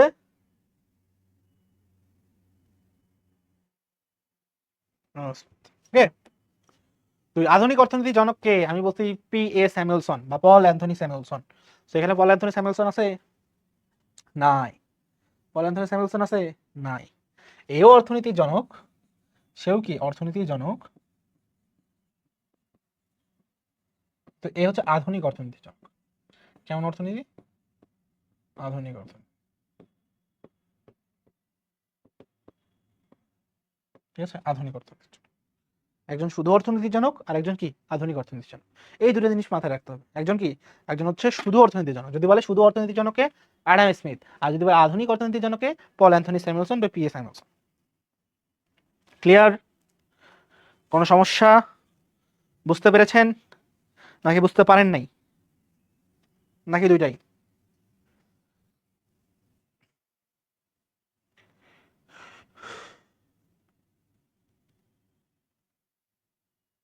ওকে, এরপরে মৌলিক অর্থনীতিতে সমস্যার প্রকৃতি বিশ্লেষণে কে প্রথম অবদান রাখেন?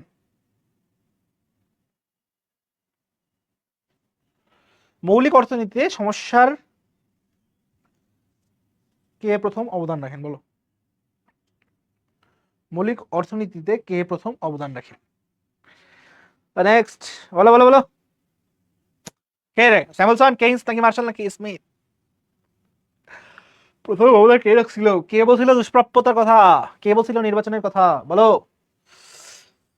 3D, martial, Smith, Samuelson, Kaynes.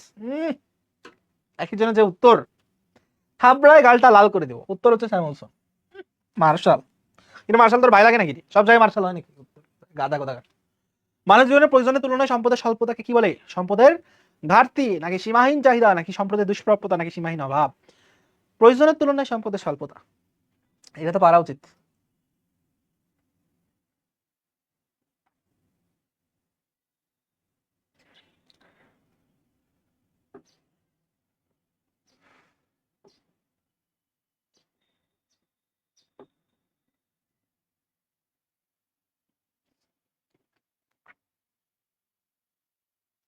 সম্পদের দুষ্প্রাপ্যতা।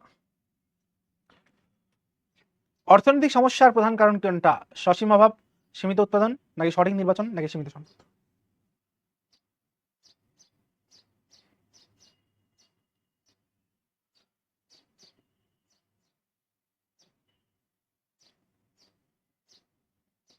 অর্থনৈতিক সমস্যার প্রধান কারণ কোনটা?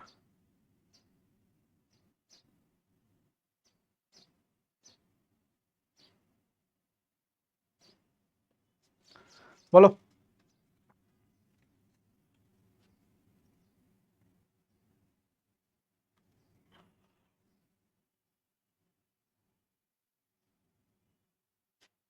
তো সমিতি হয়ে সমিত।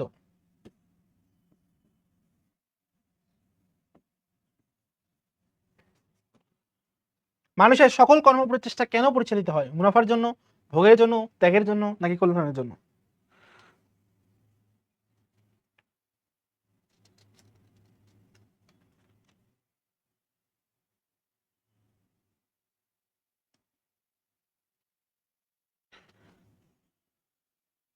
এই জিহাদ ছেলেটা তো সেই সেই পড়ালেখা করে। ভোগের জন্য।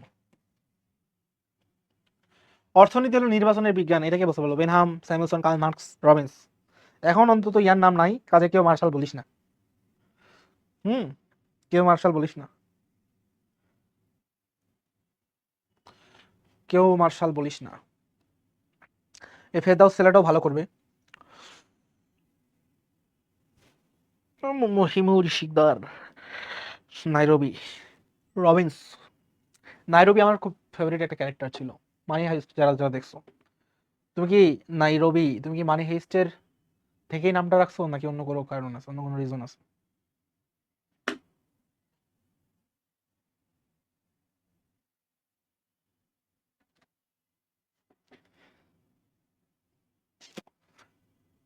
এই যে প্রশংসা করলে, বাঙালি যে প্রশংসা করলে পতন হয়, সেটার অন্যতম উদাহরণ হচ্ছে জিহাদ। একটু আগে প্রশংসা করেছি, এখন উত্তর ভুল দেওয়া শুরু করেছে। নির্বাচনের বিজ্ঞান এটা কি রবিন্স বলছে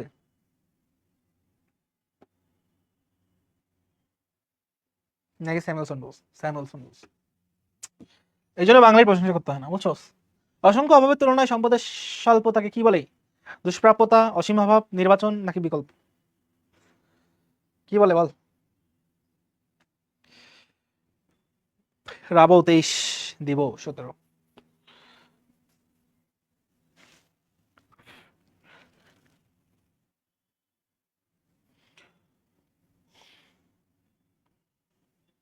অভাবের তুলনায় সম্পদের স্বল্পতা, দুষ্প্রাপ্যতা, এই সে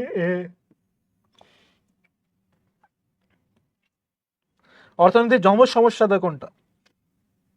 পড়াইছিলাম এটা।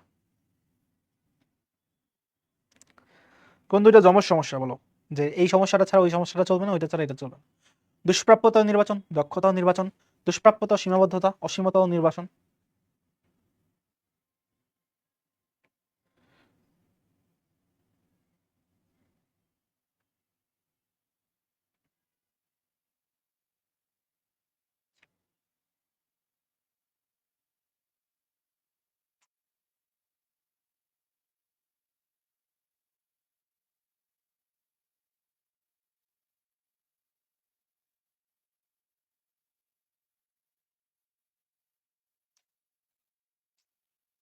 দুষ্প্রাপ্যতা ও নির্বাচন। অর্থনীতিকে দুষ্প্রাপ্যতার বিজ্ঞানকে বলেছেন অ্যাডাম স্মিথ, মার্শাল, পিন্টো নাকি রবিন্স? বলো। দুষ্প্রাপ্যতার বিজ্ঞান কে বলেছেন?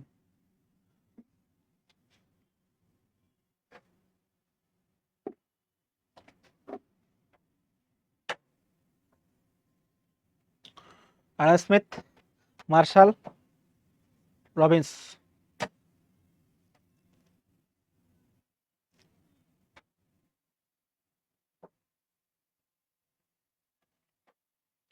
এটার আনসার হবে রবিন্স, উইদাউট এনি হেজিটেশন। উৎপাদন সম্ভাবনা রেখা যে কোনো বিন্দুকে কি নির্দেশ করে? স্বল্প উৎপাদন, বেকারত্ব, পূর্ণ নিয়োগ নাকি অপূর্ণ নিয়োগ?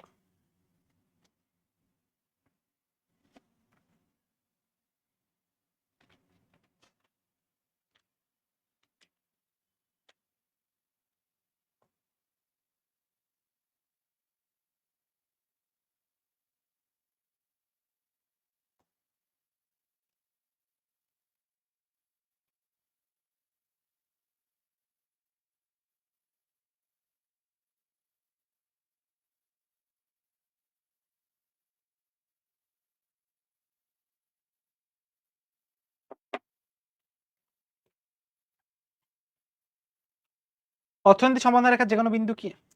এটা ভুল আছে,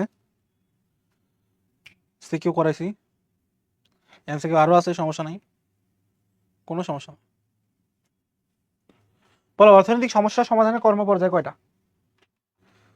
সমস্যা সমাধানের কর্মপর্যায় কয়টা? 2, 3, 4, 5। সমস্যা সমাধানের কর্মপর্যায় কয়টা?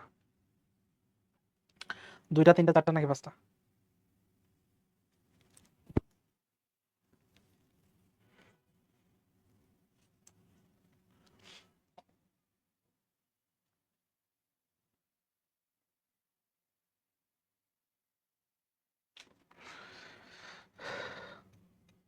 সমস্যা সমাধানের কর্মপর্যায় কয়টা?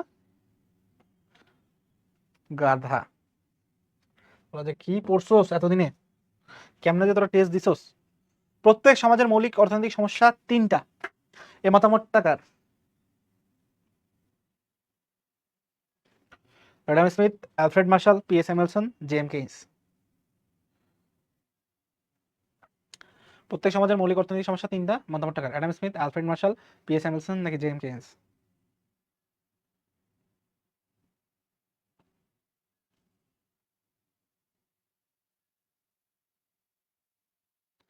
এটা হচ্ছে পল অ্যান্থনি স্যামুয়েলসন, যাকে আমরা আধুনিক অর্থনীতির জনক হিসেবে গণ্য করছি। ওকে, উৎপাদন সম্ভাবনা রেখার অভ্যন্তরে কোন একটা বিন্দুতে কি প্রকাশ করে? এই যে অভ্যন্তর মানে ভিতরে, ধরো এই যে এখানে এটা উৎপাদন সম্ভাবনা রেখা, এর ভিতরে কোন একটা বিন্দু, এই ধরো এই বিন্দুটা কি নির্দেশ করে?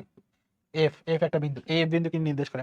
অপূর্ণ নিয়োগ, পূর্ণ নিয়োগ, সম্পদের স্বল্পতা, সম্পদের দক্ষ ব্যবহার। দক্ষ ব্যবহার কখন হয়? যখন এই জায়গাগুলোতে হয়। হ্যাঁ, এই জায়গাগুলোতে হয়। তো এটা কি এখানে আছে নাকি ভিতরে আছে? ভিতরে, তার মানে এটা হবে না।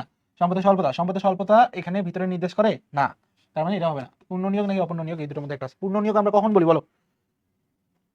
পূর্ণ নিয়োগ কখন বলি? যখন এই জায়গাগুলোতে উৎপন্ন হয়। কারণ এই জায়গাগুলোতে উৎপন্ন না হয়, এই ভিতরে উৎপন্ন হয়েছে, সেটাকে কি বলবো?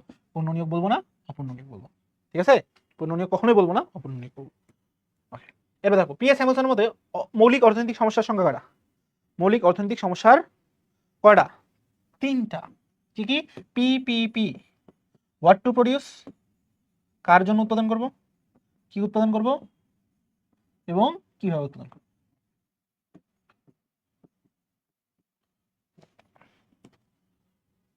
উৎপাদন সম্ভাবনা রেখা কি প্রকাশ করে? উৎপাদনের নির্দিষ্ট পরিমাণ, বিভিন্ন দামে উৎপাদনের পরিমাণ, উৎপাদনের ব্যয় সম্পর্ক, নাকি দ্রুত দ্রব্য উৎপাদনের বিভিন্ন সংমিশ্রণ? উৎপাদন সম্ভাবনা রেখা কি প্রকাশ করে? দ্রুত দ্রব্য উৎপাদনের বিভিন্ন সংমিশ্রণ। মানব জীবনে প্রয়োজনের তুলনায় সম্পদের স্বল্পতাকে কি বলে? সম্পদের দুষ্প্রাপ্যতা, এটা আমরা সকলেই জানি। এ নিয়ে কোনো সন্দেহ আছে? কোনো সন্দেহ নেই। Okay.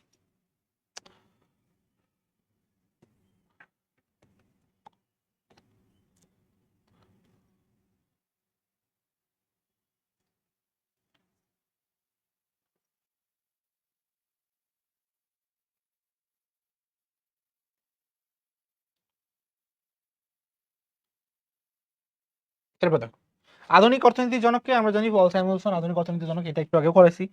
এরপর অ্যাডাম স্মিথ অর্থনীতিকে কি বলে অভিহিত করেছেন? কল্যাণের বিজ্ঞান, সম্পদের বিজ্ঞান, নাকি স্বল্পতার বিজ্ঞান, নাকি সমস্যার বিজ্ঞান? অ্যাডাম স্মিথ কি বলে সম্বোধন করেছেন বলো? আমরা জানি অ্যাডাম স্মিথ বলছে সম্পদের বিজ্ঞান, এটা একটু আগেই সলভ করছি, সমস্যা নেই। একটি উৎপাদন সম্পাদন রেখা দ্বারা কি প্রদর্শন করা হয়? সর্বোচ্চ সংমিশ্রণ। হ্যাঁ, ওকে। অর্থনীতিতে সম্পদের বিজ্ঞান কে বলছে বলো? অ্যাডাম স্মিথ, পিএস স্যামুয়েলসন, নাকি কেইন্স, নাকি রবিন্স? আমরা জানি অ্যাডাম স্মিথ। ওকে, এরপরে দেখো কি প্রশ্ন, যে রেখার বিভিন্ন বিন্দুতে নির্দিষ্ট সম্পদ চলতি প্রযুক্তি সাপেক্ষে দুটি বিকল্প দ্রব্যের, তাকে আমরা কি বলি? উৎপাদন সম্ভাবনা রেখা। তাকে কি বলি? উৎপাদন সম্ভাবনা রেখা। মানুষের সকল কর্ম প্রচেষ্টা কেন পরিচালিত হয়? ভোগের জন্য, অবশ্যই, অবভিয়াসলি, এটা একটু আগে করছি। এরপর দেখো যে অর্থনীতি জম সমস্যা, তো এটাও একটু আগে করছি, কোনো সমস্যা নেই। সো উৎপাদন সম্ভাবনা রেখার উপরস্থ কোনো বিন্দু, হ্যাঁ, উৎপাদন সম্ভাবনা রেখার উপরের যে বিন্দু, উপরের কোনো একটা বিন্দু কি নির্দেশ করে? পূর্ণ নিয়োগ। এই যে এই বিন্দুগুলো কি, এই বিন্দুটাকে কি বলে? উপরস্থ। এটা কি হবে? পূর্ণ নিয়োগ। অর্থনীতিতে দুষ্প্রাপ্যতার বিজ্ঞান কি বলছেন? রবিন্স, পিন্ডো, মার্শাল, নাকি অ্যাডাম স্মিথ? বলো। এটা একটু আগেও সলভ করছি, তখন হচ্ছে গাইল দিছি কয়েকজনকে, এটা বলছেন রবিন্স। সমস্যার প্রধান কারণ কি? আমরা বলছি সীমিত সম্পদ, অভাবের তুলনায় সম্পদের সীমাবদ্ধ, এটা তো 100 বার বলা হয়েছে এবং এটা অনেকবার আসছে, আবারও আসবে তোমাদের সময়, সমস্যা নাই। সমস্যার সমাধানের কর্ম পর্যায় কোনটা? উৎপাদন, বিনিয়োগ, যোগান, নাকি সঞ্চয়? আমরা জানি যে সমস্যার সমাধানের কর্ম পর্যায় হচ্ছে কি? উৎপাদন।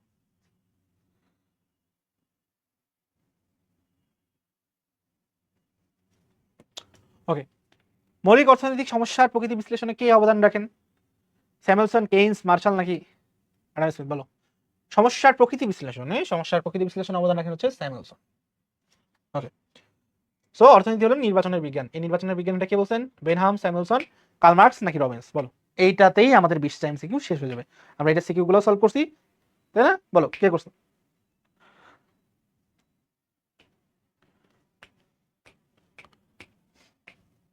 নির্বাচনের। ওকে, তাহলে আমরা একদম সিকিউ গুলো সলভ করে ফেলেছি। হ্যাঁ, সিকিউ গুলো সলভ করে ফেলেছি। তাহলে আজকে এই পর্যন্ত থাক। তোমাদের সকলের জন্য শুভকামনা। সবগুলো এইচডব্লিউ করবা, প্রপার এইচডব্লিউ করে আমার ওই গ্রুপেও জমা দিবা, আর্টস অ্যান্ড কমার্স পাঠশালা গ্রুপেও জমা দিবা। তোমাদের যদি মন চায় তোমরা হচ্ছে বন্ধু পাঠশালা গ্রুপেও জমা দিতে পারো, নোট, রিভিউ এবং এইচডব্লিউ যা আছে। তাহলে সকালে ভালো থাকো, সুস্থ থাকো, সকলের জন্য শুভকামনা। আর চেষ্টা করবা প্রত্যেকটা রোজা করার জন্য, আর কেউ আর ভুলে পানি টানি খায় না, ঠিক আছে? আজকাল